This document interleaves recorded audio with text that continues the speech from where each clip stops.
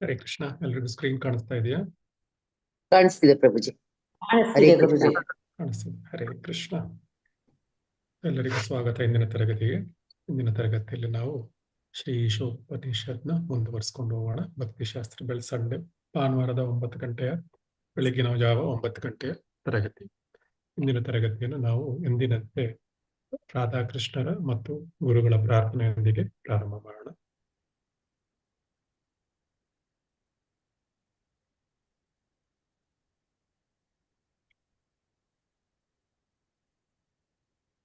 ಓಂ ಅಜ್ಞಾನತಿಮಿರಾಂಧಸ್ಯ ಜ್ಞಾನಾಂಜನಶಲಾಕಯಾ ಚಕ್ಷುರುನ್ಮಿಲಿತಂ ಯೇನ ತಸ್ಮೈ ಶ್ರೀ ಗುರವೇ ನಮಃ. ಶ್ರೀ ಚೈತನ್ಯ ಮನೋಭೀಷ್ಟಂ ಸ್ಥಾಪಿತಂ ಯೇನ ಭೂತಲೆ ಸ್ವಯಂ ರೂಪ ಕದಾ ಮಹ್ಯಂ ದದಾತಿ ಸ್ವಪದಾಂತಿಕಂ.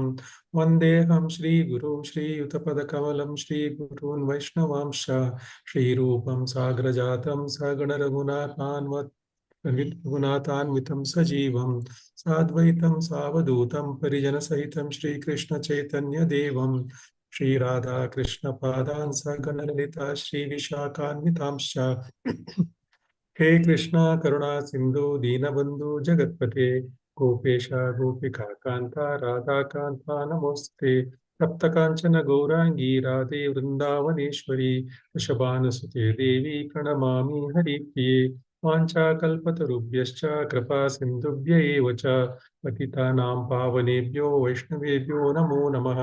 ನಮೋ ವಿಷ್ಣುಪಾದಾಯ ಕೃಷ್ಣಪೃಷ್ಠಾಯ ಭೂತಲೆ ಶ್ರೀಮತೆ ಭಕ್ತಿ ವೇದಾಂತ ಸ್ವಾಮಿನಿತಿ ನಾಮಿನೆ. ನಮಸ್ತೆ ಸರಸ್ವತಿ ದೇವೆ ಗೌರವಾಣಿ ಪ್ರಚಾರಿಣೆ ನಿರ್ವಿಶೇಷ ಶೂನ್ಯವಾದಿ ಪಾಶ್ಚಾತ್ಯ ದೇಶತಾರಿಣೆ. ಶ್ರೀಕೃಷ್ಣ ಚೈತನ್ಯ ಪ್ರಭು ನಿತ್ಯಾನಂದ ಶ್ರೀ ಅದ್ವೈತ ಗದಾಧರ ಶ್ರೀವಾಸಾದಿ ಗೌರಭಕ್ತವೃಂದ. ಹರೇ ಕೃಷ್ಣ ಕೃಷ್ಣ ಕೃಷ್ಣ ಹರೇ ಹರೇ ಹರೇ ರಾಮ ರಾಮ ರಾಮ ಹರೇ ಹರೇ. ಹರೇ ಕೃಷ್ಣ. ಎಲ್ಲರಿಗೂ ಮತ್ತೊಮ್ಮೆ ಸ್ವಾಗತ ಇಂದಿನ ತರಗತಿಗೆ. ನಾವು ಹಿಂದಿನ ವಾರ ಮೊದಲನೇ ಶ್ಲೋಕವನ್ನು ನೋಡಿದ್ವಿ. ಮೊದಲನೇ ಶ್ಲೋಕ ಯಾರಿಗಾರು ನೆನಪಿದ್ಯಾ? ಪ್ರಭುಜಿ, ಈಶಾವಾಸ್ಯ ಈಶಾವಾಸ್ಯಂ ಇದಂ ಸರ್ವಂ ಯತ್ಕಿಂಚ ಜಗತಂ ಜಗತ್ ತೇನ ತ್ಯಕ್ತೇನ ಭುಂಜೀತ ಮಾ ಘೃದಾ ಕಸ್ಯ ಸ್ವಿಧನಂ. ಇದು ಓದ್ಲ ಮತ್ತೆ ಗುರುಜಿ? ಅಲ್ಲ, ಈಗ ಹೇಳಿ, ಸಮರೈಸ್ ಮಾಡಿ. ಏನ್ ತಿಳ್ಕೊಂಡಿದ್ವಿ? ಏನ್ ನೆನಪಿರೋದು ಹೇಳಿ. ಇಲ್ವಾ? ಎಲ್ರಿಗೂ ಅರ್ವತ್ತಾಗಿದೆ ಹಾಗಾದ್ರೆ. ಎಲ್ಲಾನು ಮುಖ್ಯವಾಗಿ ಎಲ್ಲಾನು ಭಗವಂತನ ಕೈಯಲ್ಲೇ ಇದೆ. ಪ್ರತಿಯೊಂದು ಯೂನಿವರ್ಸ್ ಫುಲ್ಲು ಅವನೇ ಆಳೋದು, ಅವನಿಂದನೇ ಎಲ್ಲ ಬಂದಿರೋದು. ಆಮೇಲೆ ಅವನೇ ಒಡೆಯ ಅಂತ ತಿಳ್ಕೊಂಡ್ವಿ ಗುರುಜಿ. ಇದರಲ್ಲಿ ದೇವೋತ್ತಮ ಪರಮ ಪುರುಷನ ಶಕ್ತಿ ಸಂಪೂರ್ಣವಾಗಿದೆ. ಮತ್ತೆ ಶೀಲ ಪ್ರಭುಪಾದರು ಅವರು ಎಲ್ಲಾ ಪೂರ್ಣತೆಗೆ ಸಂಪೂರ್ಣ ಜ್ಞಾನವೇ ಕಾರಣ ಅಂತ ಹೇಳ್ತಾರೆ ಗುರುಜಿ. ಮತ್ತೆ ಜೀವಂತ ಜೀವಿಗಳು ಹೇಗೆ ಅವರು ಕೃಷ್ಣನೊಂದಿಗಿನ ಸಂಬಂಧದಲ್ಲಿ ಅವರು ಕಾರ್ಯ ಮಾಡಿಸ್ತಾರೋ ಆ ಮೂಲಕ ಅವರು ಸಂಪೂರ್ಣತೆಯ ಪ್ರಜ್ಞೆನ ಅವರು ಮರಳಿ ಪಡೆಯುತ್ತಾರೆ ಎಂಬುದನ್ನು ವಿವರಿಸುತ್ತಾರೆ. ಈ ಕ್ರಿಯೆನೇ ಅವರು ಈಶಾವಾಸ್ಯ ಪ್ರಜ್ಞೆ ಎಂದು ಕರೀತಾರೆ ಗುರುಜಿ. ಮತ್ತೆ ಅದು ಈಶಾವಾಸ್ಯ ಪರಿಕಲ್ಪನೆಯಲ್ಲಿ ಕೆಲಸ ಮಾಡುವುದರ ಪ್ರಯೋಜನ ವಿವರಿಸ್ತದೆ. ಒಬ್ಬ ತನ್ನ ಕರ್ಮ ಪ್ರತಿಕ್ರಿಯೆಯಿಂದ ಮುಕ್ತನಾಗುತ್ತಾನೆ ಮತ್ತು ಅವನು ಮುಕ್ತ ವೇದಿಕೆಯಲ್ಲಿ ಕಾರ್ಯನಿರ್ವಹಿಸ್ತಾನೆ. ಇಂಥ ಚಟುವಟಿಕೆಗಳಿಗೆ ಅವನಿಗೆ ಸ್ವಾತಂತ್ರ್ಯದ ಒಂದು ಏಕೈಕ ವಿಧಾನವಿದು. ಪರಮಾತ್ಮ ಆಮೇಲೆ ಬ್ರಹ್ಮಾಂಡದೊಳಗಿನ ಒಂದು ಸಜೀವ ನಿರ್ಜೀವ ಎಲ್ಲವೂ ಭಗವಂತನ ನಿಯಂತ್ರಣದಲ್ಲಿದೆ. ಮತ್ತೆ ಒಡೆತನದಲ್ಲೂ ಇದೆ. ಆದ್ದರಿಂದ ಅವನು ತನಗೆ ಅಗತ್ಯವಾದ ವಸ್ತುಗಳನ್ನು ಮಾತ್ರ ತನ್ನ ಭಾಗ ಎಂದು ಸ್ವೀಕರಿಸಬೇಕು. ಮತ್ತೆ ಇತರರಿಗೆ ಸೇರಿದವನು ಯಾವುದೇ ಒಂದು ಪದಾರ್ಥನವರು ಸ್ವೀಕರಿಸಬಾರದು. ಎಲ್ಲವೂ ಅದು ಭಗವಂತನಿಂದ ನಿರ್ಮಿಸಲ್ಪಟ್ಟಿದೆ. ಮತ್ತೆ ಎಲ್ಲಾ ಚರಾಚರ ವಸ್ತುಗಳು ಭಗವಂತನಿಂದಲೇ ನಿರ್ಮಿಸಲ್ಪಟ್ಟಿದೆ ಗುರುಜಿ. ಮತ್ತೆ ಶಾಖ, ಬೆಳಕು, ಬೆಂಕಿ ನೆಚ್ಚರೆ ಪರಮಾತ್ಮ ಹೆಚ್ಚಾಗಿ ಬೆಂಕಿಗೆ ಹೋಲಿಸ್ತಾರೆ. ಆಮೇಲೆ ಪ್ರತಿಯೊಬ್ಬರಿಗೂ ಅದೇ ಅವ್ರವ್ರದೇ ಪಾಲ್ ಭಾಗ ಇರುತ್ತದೆ. ಆಮೇಲೆ ಎಕ್ಸಾಂಪಲ್ಗೆ ಇದು ಉದಾಹರಣೆಗೆ ಹಸು ಹಾಲು ಕೊಡುತ್ತೆ, ಆದ್ರೆ ಅದು ಹಾಲು ಕುಡಿಯೋದಿಲ್ಲ. ಅದು ಮತ್ತೆ ಹುಲ್ಲು ತಿನ್ನುತ್ತೆ. ಅದು ಹಾಲನ್ನು ಮನುಷ್ಯರಿಗೆ ಅದು ಆಹಾರವಾಗಿ ಕೊಡುತ್ತೆ. ಹ್ಮ್ ಹುಲಿನೂ ಅಷ್ಟೇ, ಅಕ್ಕಿ ಗೋಧಿ ಅದೆಲ್ಲ ತಿನ್ನೋದಿಲ್ಲ, ಹಸುವಿನ ಹಾಲನ್ನು ಅದು ಕುಡಿಯೋದಿಲ್ಲ. ಅದಕ್ಕೆ ಪ್ರಾಣಿಗಳ ಮಾಂಸದ ರೂಪದಲ್ಲಿ ಆಹಾರ ನೀಡುತ್ತೆ ಭಗವಂತನ ಅದರ ವ್ಯವಸ್ಥೆ. ಹ್ಮ್ ದೇವರ ಕೇಂದ್ರೀಕೃತ ಪರಿಕಲ್ಪನೆಯಲ್ಲಿ ಭಗವಂತ ಸಂಬಂಧ ಕಾರ್ಯವನ್ನು ನಿರ್ವಹಿಸ್ತಾನೆ. ಹ್ಮ್ ಉದಾಹರಣೆಗೆ ನಮ್ಮ ವಾಸಸ್ಥಳ ಅದೇ ಭೂಮಿ, ಮರ, ಕಲ್ಲು ಎಲ್ಲ ಇರ್ಬೋದು. ಇದೆಲ್ಲ ಅವರಿಂದ ಪಟ್ಟಿರೋದು, ಎಲ್ಲ ಸೇರಿಸ್ಬಿಟ್ಟು ನಾವು ಮಾಡಿದ್ವಿ ಅಂತ ಅನ್ಬಾರ್ದು. ಈಶೋಪನಿಷತ್ ವಿಷಯದಲ್ಲಿ ನಾವು ಯೋಚಿಸಿದಾಗ ಯಾವುದೇ ಕಟ್ಟಡ ಸಾಮಗ್ರಿಗಳನ್ನು ನಾವು ಉತ್ಪಾದಿಸಿಲ್ಲ, ನಮ್ಗೆ ಉತ್ಪಾದಿಸೋದು ಸಾಧ್ಯನೂ ಇಲ್ಲ. ಹ್ಮ್ ಅವುಗಳನ್ನೆಲ್ಲ ಅವನು ಸರಳವಾಗಿ ಅದನ್ನೆಲ್ಲ ಒಟ್ಟುಗೂಡಿಸ್ಬಿಟ್ಟು ಅವುಗಳು ನಮ್ಮ ಶ್ರಮದಿಂದ ಅದನ್ನ ಪರಿವರ್ತಿಸಬಹುದು. ಹಾಗೆ ಇಷ್ಟು ಗೊತ್ತಾಗುತ್ತೆ. ನಮಗ್ ಸಂಬಂಧಪಟ್ಟ ವಸ್ತುನ್ ಮಾತ್ರ ನಾವು ಸ್ವೀಕರಿಸ್ಬೇಕು ಪ್ರಭುಜಿ. ಬೇರೆಯವ್ರದನ್ನು ನಾವು ಸ್ವೀಕರಿಸೋಕೆ ಅಧಿಕಾರ ಇಲ್ಲ ಪ್ರಭು. ಓಕೆ, ಇದೆಲ್ಲ ಇದು theory ಆಯ್ತು. ಬಹಳವಾಗಿ ಅಂಡರ್ಲೈನ್ ಮಾಡೋ ವಿಷಯ ಪ್ರಭುಜಿ, ಗುರುಜಿ.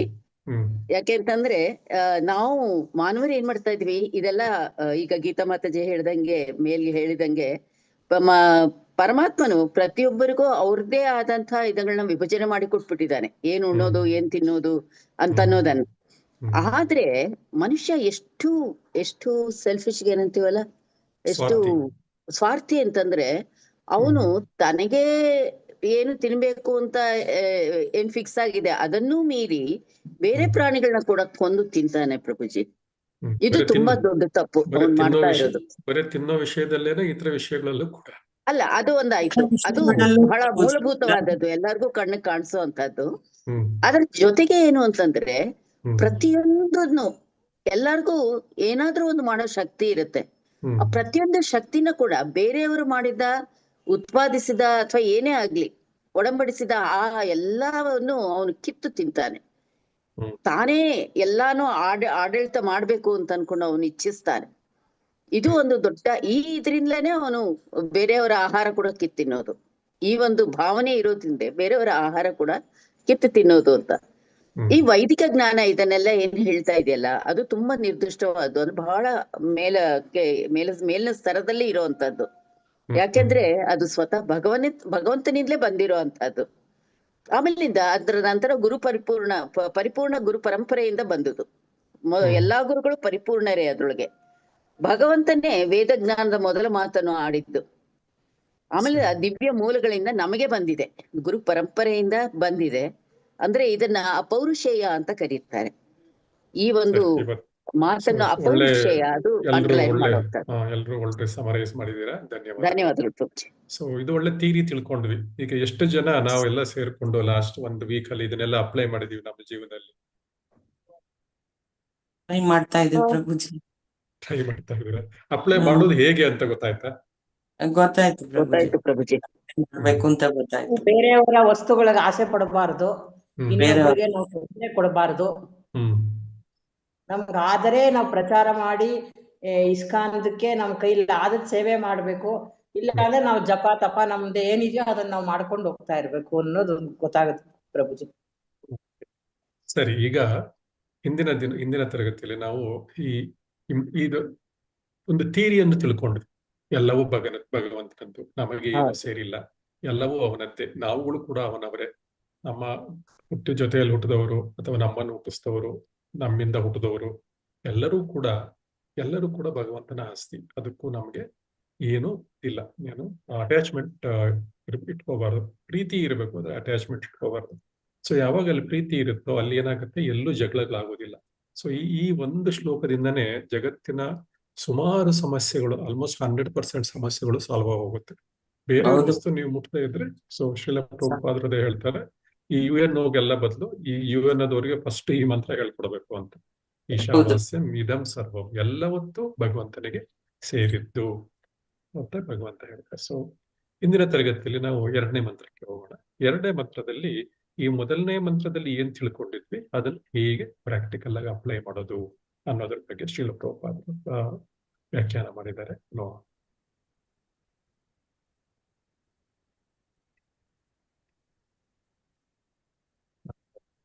ಮೊದಲು ನಾನು ಹೇಳ್ತೀನಿ, ಆಮೇಲೆ ರಿಪೀಟ್ ಮಾಡೋಣ. ಕುರ್ವನ್ಯೇ ಏವ ಇಹ ಕರ್ಮಾಣಿ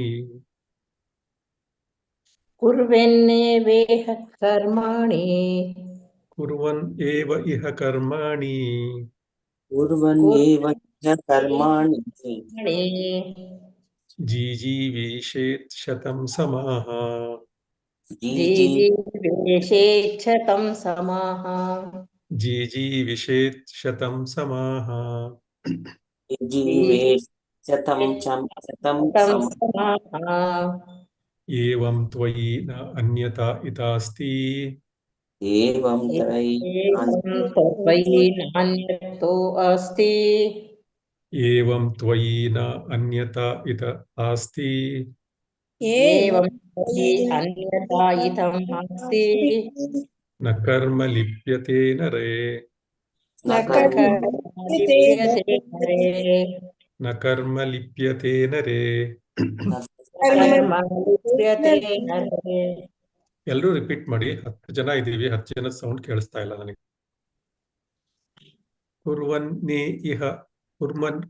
ಏವ ಇಹ ಕರ್ಮಾಣಿ ಜೀಜೀವಿಷೇತ್ ಶತಂ ಸಮಾಹ ಕುರ್ವನ್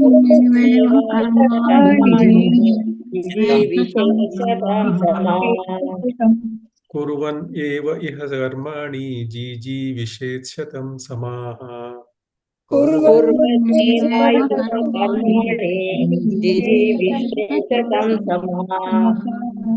ಏವಂ ತ್ವಯಿ ನ ಅನ್ಯತಾ ಇತ ಅಸ್ತಿ ನ ಕರ್ಮ ಲಿಪ್ಯತೆ ನರೇ ಏವಂ ತ್ವಯಿ ಅನ್ಯತಾ ಇತಃ ಅಸ್ತಿ ನ ಕರ್ಮಲಿಪ್ಯತೆ ನರೇ.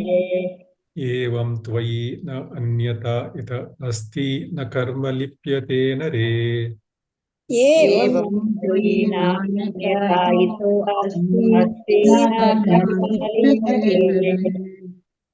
ಅನುವಾದ: ಒಬ್ಬನು ಹಾಗೆ ನಿರಂತರವಾಗಿ ಕೆಲಸ ಮಾಡುತ್ತಿದ್ದರೆ ಅವನು 100 ವರ್ಷಗಳ ಕಾಲ ಬದುಕಲು ಬಯಸಬಹುದು. ಏಕೆಂದರೆ ಆ ರೀತಿಯ ಕೆಲಸವು ಅವನನ್ನು ಕರ್ಮದ ಬಂಧನಕ್ಕೆ ಅಂಟಿಸುವುದಿಲ್ಲ. ಮನುಷ್ಯನಿಗೆ ಈ ಮಾರ್ಗ ಬಿಟ್ಟರೆ ಬೇರೆದಾಗಿಲ್ಲ. ಸ್ವಲ್ಪ ಏನೋ ಒಂದು ನಿಮಿಷ, ಟ್ರಾನ್ಸ್ಲೇಷನ್ ಏನೋ ಪ್ರಾಬ್ಲಮ್.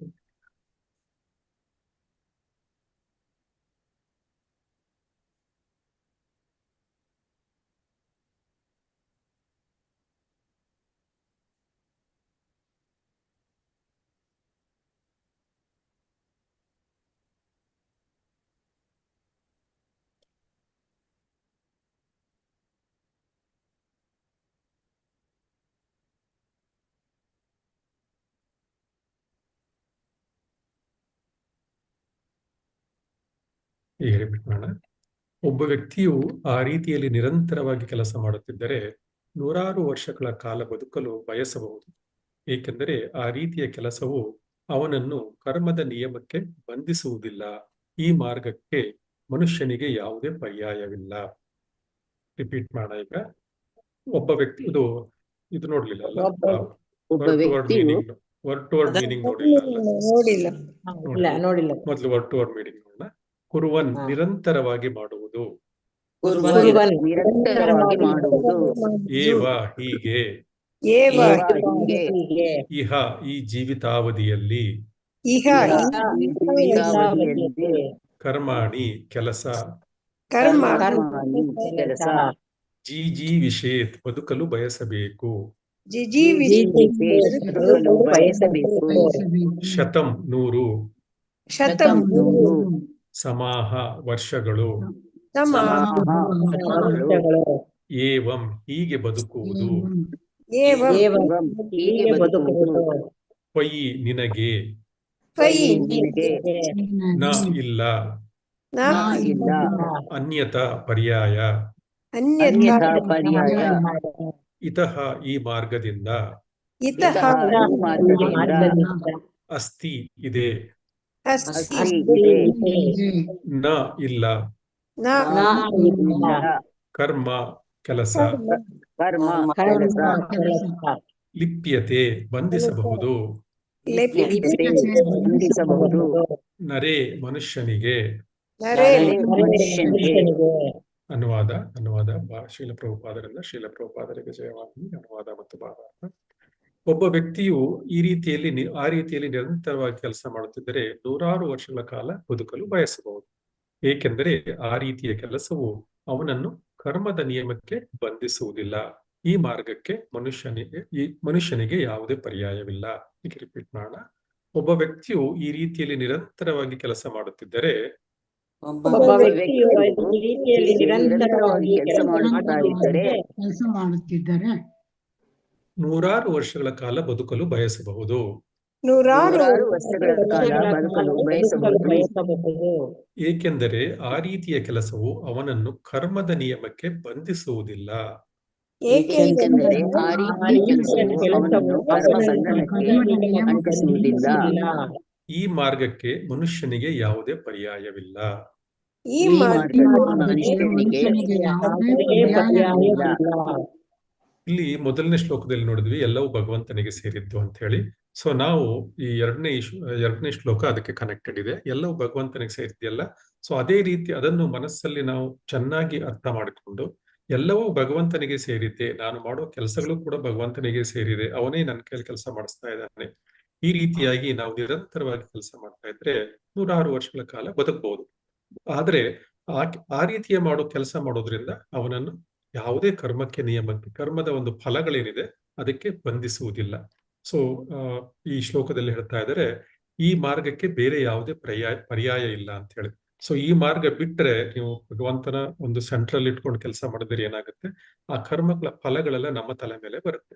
ಸೊ ಆ ಕರ್ಮಗಳ ಫಲಗಳು ನಮಗೆ ಬೇಡ ಅಂದ್ರೆ ಅದು ನಾವು ಈ ರೀತಿಯಾಗಿ ಕೆಲಸ ಮಾಡಬೇಕು. ಮೊದಲನೇ ಶ್ಲೋಕದಲ್ಲಿ ಹೇಳಿದ್ರಲ್ಲ ಆ ರೀತಿಯಾಗಿ ಕೆಲಸ ಮಾಡ್ಕೋಬೇಕು. ಸೊ ಇನ್ನು ಪರ್ಪೋರ್ಟ್ ಅಲ್ಲಿ ಇನ್ನು ಡೀಟೇಲ್ ಆಗಿದೆ, ಯಾರು ಓದ್ತೀರಾ ಫಸ್ಟ್? ಓದ್ತೀನಿ ಗುರುಜಿ. ಓದಿ ಗೀತೆ ಮಾತಾಜಿ ಓದಿ. ಹರೇ ಕೃಷ್ಣ. ಹರೇ ಕೃಷ್ಣ. ಯಾರು ಈಶೋಪನಿಷತ್ತು ಮಂತ್ರ 2. ಯಾರು ಸಾಯಲು ಬಯಸುವುದಿಲ್ಲ, ಪ್ರತಿಯೊಬ್ಬರೂ ತನಗೆ ಸಾಧ್ಯವಾದಷ್ಟು ಕಾಲ ಬದುಕಲು ಬಯಸುತ್ತಾರೆ. ಈ ಪ್ರವೃತ್ತಿಯು ವ್ಯಕ್ತಿಗತವಾಗಿ ಮಾತ್ರವಲ್ಲದೆ ಸಮುದಾಯ, ಸಮಾಜ ಮತ್ತು ರಾಷ್ಟ್ರದಲ್ಲಿ ಸಾಮೂಹಿಕವಾಗಿಯೂ ಗೋಚರಿಸುತ್ತದೆ. ಎಲ್ಲಾ ರೀತಿಯ ಜೀವಿಗಳಿಂದ ಜೀವನಕ್ಕಾಗಿ ಕಠಿಣ ಹೋರಾಟವಿದೆ ಮತ್ತು ವೇದಗಳು ಇದು ಸಾಕಷ್ಟು ಸಹಜ ಎಂದು ಹೇಳುತ್ತದೆ. ಜೀವಿಯು ಸ್ವಭಾವತಃ ಶಾಶ್ವತ, ಆದರೆ ಭೌತಿಕ ಅಸ್ತಿತ್ವದಲ್ಲಿನ ಅವನ ಬಂಧನದಿಂದಾಗಿ ಅವನು ತನ್ನ ದೇಹವನ್ನು ಮತ್ತೆ ಮತ್ತೆ ಬದಲಾಯಿಸಬೇಕಾಗುತ್ತದೆ. ಈ ಪ್ರಕ್ರಿಯೆಯನ್ನು ಆತ್ಮದ ವರ್ಗಾವಣೆ ಅಥವಾ ಕರ್ಮ ಬಂಧನ ಎಂದು ಕರೆಯಲಾಗುತ್ತದೆ. ಒಬ್ಬರ ಕೆಲಸದಿಂದ ಬಂಧನ ಜೀವಿಯು ತನ್ನ ಜೀವನೋಪಾಯಕ್ಕಾಗಿ ಕೆಲಸ ಮಾಡಬೇಕು, ಏಕೆಂದರೆ ಅದು ಭೌತಿಕ ಪ್ರಕೃತಿಯ ನಿಯಮವಾಗಿದೆ ಮತ್ತು ಅವನು ತನ್ನ ನಿಗದಿತ ಕರ್ತವ್ಯಗಳ ಪ್ರಕಾರ ವರ್ತಿಸದಿದ್ದರೆ ಅವನು ಪ್ರಕೃತಿಯ ನಿಯಮವನ್ನು ಉಲ್ಲಂಘಿಸುತ್ತಾನೆ ಮತ್ತು ತನ್ನನ್ನು ಹೆಚ್ಚು ಹೆಚ್ಚು ಜನನ ಮತ್ತು ಮರಣದ ಚಕ್ರಕ್ಕೆ ಬಂಧಿಸುತ್ತಾನೆ. ಜೀವನದ ಅನೇಕ ಜಾತಿಗಳು, ಇತರ ಜೀವನ ರೂಪಗಳು ಸಹ ಜನನ ಮತ್ತು ಮರಣದ ಚಕ್ರಕ್ಕೆ ಒಳಪಟ್ಟಿರುತ್ತವೆ. ಆದರೆ ಜೀವಿಯು ಮಾನವ ಜೀವನವನ್ನು ಪಡೆದಾಗ ಅವನು ಕರ್ಮದ ಸರಪಳಿಯಿಂದ ಮುಕ್ತನಾಗುವ ಅವಕಾಶವನ್ನೂ ಪಡೆಯುತ್ತಾನೆ. ಕರ್ಮ, ಅಕರ್ಮ ಮತ್ತು ವಿಕರ್ಮಗಳನ್ನು ಭಗವದ್ಗೀತೆಯಲ್ಲಿ ಬಹಳ ಸ್ಪಷ್ಟವಾಗಿ ವಿವರಿಸಲಾಗಿದೆ. ಬಹಿರಂಗವಾದ ಗ್ರಂಥಗಳಲ್ಲಿ ಉಲ್ಲೇಖಿಸಿರುವಂತೆ ಒಬ್ಬರ ನಿಗದಿತ ಕರ್ತವ್ಯಗಳ ಪ್ರಕಾರ ಮಾಡುವ ಕ್ರಿಯೆಗಳನ್ನು ಕರ್ಮ ಎಂದು ಕರೆಯಲಾಗುತ್ತದೆ. ಜನನ ಮತ್ತು ಮರಣದ ಚಕ್ರದಿಂದ ಮುಕ್ತಿಗೊಳಿಸುವ ಕ್ರಿಯೆಗಳನ್ನು ಅಕರ್ಮ ಎಂದು ಕರೆಯಲಾಗುತ್ತದೆ. ಮತ್ತು ಒಬ್ಬರ ಸ್ವಾತಂತ್ರ್ಯದ ದುರುಪಯೋಗದ ಮೂಲಕ ನಿರ್ವಹಿಸುವ ಮತ್ತು ಕೆಳಗಿನ ಜೀವನ ರೂಪಗಳಿಗೆ ಒಬ್ಬರನ್ನು ನಿರ್ದೇಶಿಸುವ ಕ್ರಿಯೆಗಳನ್ನು ವಿಕರ್ಮ ಎಂದು ಕರೆಯಲಾಗುತ್ತದೆ. ಈ 3 ವಿಧದ ಕ್ರಿಯೆಗಳಲ್ಲಿ ಒಬ್ಬನು ತನ್ನ ಕರ್ಮದ ಬಂಧನದಿಂದ ಮುಕ್ತಗೊಳಿಸುವುದು ಬುದ್ಧಿವಂತ ಪುರುಷರು ಆದ್ಯತೆ ನೀಡುತ್ತಾರೆ. ಸಾಮಾನ್ಯ ಪುರುಷರು ಗುರುತಿಸಲು ಮತ್ತು ಈ ಜಗತ್ತಿನಲ್ಲಿ ಅಥವಾ ಸ್ವರ್ಗದಲ್ಲಿ ಜೀವನದ ಕೆಲವು ಉನ್ನತ ಸ್ಥಿತಿಯನ್ನು ಸಾಧಿಸಲು ಉತ್ತಮ ಕೆಲಸವನ್ನು ಮಾಡಲು ಬಯಸುತ್ತಾರೆ. ಆದರೆ ಹೆಚ್ಚು ಮುಂದುವರಿದ ಪುರುಷರು ಕೆಲಸದ ಕ್ರಿಯೆಗಳು ಮತ್ತು ಪ್ರತಿಕ್ರಿಯೆಗಳಿಂದ ಸಂಪೂರ್ಣವಾಗಿ ಮುಕ್ತರಾಗಲು ಬಯಸುತ್ತಾರೆ. ಒಳ್ಳೆಯ ಮತ್ತು ಕೆಟ್ಟ ಕೆಲಸಗಳು ಒಬ್ಬರನ್ನು ಭೌತಿಕ ದುಃಖಗಳಿಗೆ ಸಮಾನವಾಗಿ ಬಂಧಿಸುತ್ತವೆ ಎಂದು ಬುದ್ಧಿವಂತ ಪುರುಷರು ಚೆನ್ನಾಗಿ ತಿಳಿದಿದ್ದಾರೆ. ತತ್ಪರಿಣಾಮವಾಗಿ ಅವರು ಒಳ್ಳೆಯ ಮತ್ತು ಕೆಟ್ಟ ಕೆಲಸಗಳ ಪ್ರತಿಕ್ರಿಯೆಗಳಿಂದ ಮುಕ್ತರಾಗುವ ಕೆಲಸವನ್ನು ಹುಡುಕುತ್ತಾರೆ. ಅಂತಹ ವಿಮೋಚನೆ ಕೆಲಸವನ್ನು ಇಲ್ಲಿ ಶ್ರೀ ಈಶೋಪನಿಷತ್ ಪುಟಗಳಲ್ಲಿ ವಿವರಿಸಲಾಗಿದೆ. ಹರೇ ಕೃಷ್ಣ. ಹರೇ ಕೃಷ್ಣ. ಸೊ ಇಲ್ಲಿ ಶೀಲ ಪ್ರಭುಪಾದರು ತುಂಬಾ ಚೆನ್ನಾಗಿ ಬರೆದಿದ್ದಾರೆ.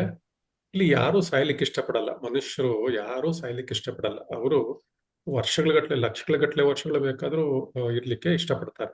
ಅದು ಇನ್ನೊಂದಂದ್ರೆ, ಈಗ ಕಲಿಯುಗದಲ್ಲಿರೋ ಜನರಿಗೆ ಎಲ್ರಿಗೂ ಗೊತ್ತಿದೆ ಯಾರು 80-100ಕ್ಕಿಂತ ಜಾಸ್ತಿ ಬದುಕಲ್ಲ ಅಂತ ಹೇಳಿ. ಆದ್ರೆ ಅವ್ರು ಮಾಡುವ ಕೆಲಸಗಳು ನೋಡಿದ್ರೆ ಇವರೊಂದು 8 ಲಕ್ಷ ವರ್ಷ ಬದುಕ್ತಾರೇನೋ ಅನ್ನೋ ತರ ಬಿಹೇವ್ ಮಾಡ್ತಾ ಇರ್ತಾರೆ. ಕಿತ್ತಾಡ್ತಾ ಇರ್ತಾರೆ, ಕಚ್ಚಾಡ್ತಾ ಇರ್ತಾರೆ. ಸೊ ಈ ರೀತಿಯಾಗಿ ಇನ್ನೊಂದು, ಅವರು ಒಂದು 8-10 ಲಕ್ಷ ವರ್ಷ ಬದುಕ್ತಾರೆ, ಪರ್ಮನೆಂಟ್ ಆಗಿ ಇಲ್ಲೇ ಇದ್ಬಿಡ್ತಾರೆ. ನಾವು ಕೆಲವು ಸರಿ ಹೇಳ್ಕೊತಾ ಇರ್ತೀವಿ ಬೇಜಾರಾದಾಗ, ಇವನೇನು ಪರ್ಮನೆಂಟ್ ಆಗಿ ಇಲ್ಲೇ ಇರುವಾಗ ಮಾತಾಡ್ತಾ ಇರ್ತಾನೆ, ಬಿಹೇವ್ ಮಾಡ್ತಾನೆ ಅಂತ ಹೇಳಿ. ಸೊ ಈ ರೀತಿಯ ಈ ಕಲಿಯುಗದ ಒಂದು ಅವಸ್ಥೆ. ಈ ಪ್ರವೃತ್ತಿ ಇದು ವ್ಯಕ್ತಿಯುಕ್ತವಾಗಿ ಮಾತ್ರ ಅಲ್ಲ, ಸಮುದಾಯ ಅಂದ್ರೆ ನಮ್ಮ ರಾಜ್ಯ, ನಮ್ಮ ಸಮಾಜ, ನಮ್ಮ ದೇಶ. ಸೊ ದೇಶಗಳು ಮತ್ತು ದೇಶಗಳ ಮಧ್ಯೆ ಜಗಳ, ರಾಜ್ಯ ಮತ್ತು ರಾಜ್ಯಗಳ ನಡುವೆ ಜಗಳ, ಮತ್ತು ಊರು ಮತ್ತು ಊರುಗಳ ನಡುವೆ ಜಗಳ, ಜನಗಳ ಮಧ್ಯೆ ಜಗಳ, ಈ ರೀತಿಯಾಗಿ ಜಗಳಗಳು ನಡೀತಾನೆ ಇರ್ತವೆ.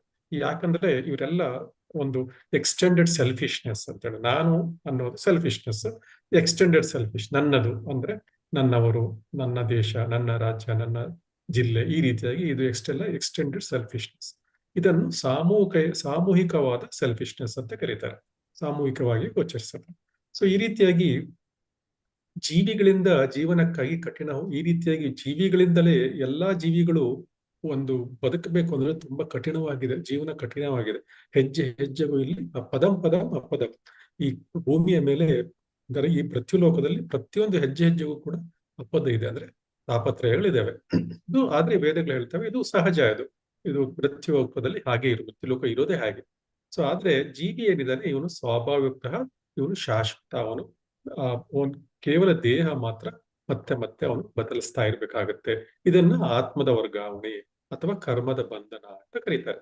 ಸೊ ಆತ್ಮದ ವರ್ಗಾವಣೆ ಕರ್ಮದಿಂದ ಬಂಧನವಾಗಿರೋದ್ರಿಂದ ನಾವು ಆತ್ಮವನ್ನು ಎಳ್ಕೊಂಡು ಹೋಗ್ತಾ ಇರ್ತೇವೆ ಇನ್ನೊಂದು ದೇಹಕ್ಕೆ. ನಮ್ಮ ಮನಸ್ಸು ಏನ್ ಮಾಡುತ್ತೆ, ನಮ್ಮ ಮನಸ್ಸು ಮತ್ತು ಕರ್ಮಗಳು ಏನ್ ಮಾಡಿರ್ತೀವಿ ನಾವು, ಮತ್ತು ಸಾಯುವಾಗ ಯಾವ ಮನಸ್ಥಿತಿಯಲ್ಲಿ ಇರ್ತೇವೆ, ಕೃಷ್ಣ ಭಗವದ್ಗೀತೆಯಲ್ಲಿ ಹೇಳ್ತಾನೆ, ಸಾಯುವಾಗ ಯಾವ ಮನಸ್ಥಿತಿಯಲ್ಲಿ ಇರ್ತಾರೆ ಅಂತಹದ ದೇಹವನ್ನು ಕರ್ಮಗಳ ಮೇಲೆ ಡಿಪೆಂಡ್ ಆಗಿ ಅಂತಹ ದೇಹ ಸಿಗುತ್ತೆ ಅವನಿಗೆ. ಸೊ ಒಬ್ಬರ ಕೆಲಸದಿಂದ ಬಂಧನ, ಇಲ್ಲಿ ಯಾವ ರೀತಿಯ ಕೆಲಸವನ್ನು ನಾವು ಮಾಡ್ತೇವೆ ಆ ರೀತಿಯಿಂದ ನಮ್ಗೆ ಬಂಧನ ಸಿಗುತ್ತೆ. ಆದ್ರೆ ಜೀವಿ ಒಂದು ಜೀವನೋಪಾಯ ಮಾಡ್ಬೇಕು ಅಂದ್ರೆ, ಬದುಕಬೇಕು ಅಂದ್ರೆ ಕೆಲಸ ಮಾಡ್ಲೇಬೇಕು.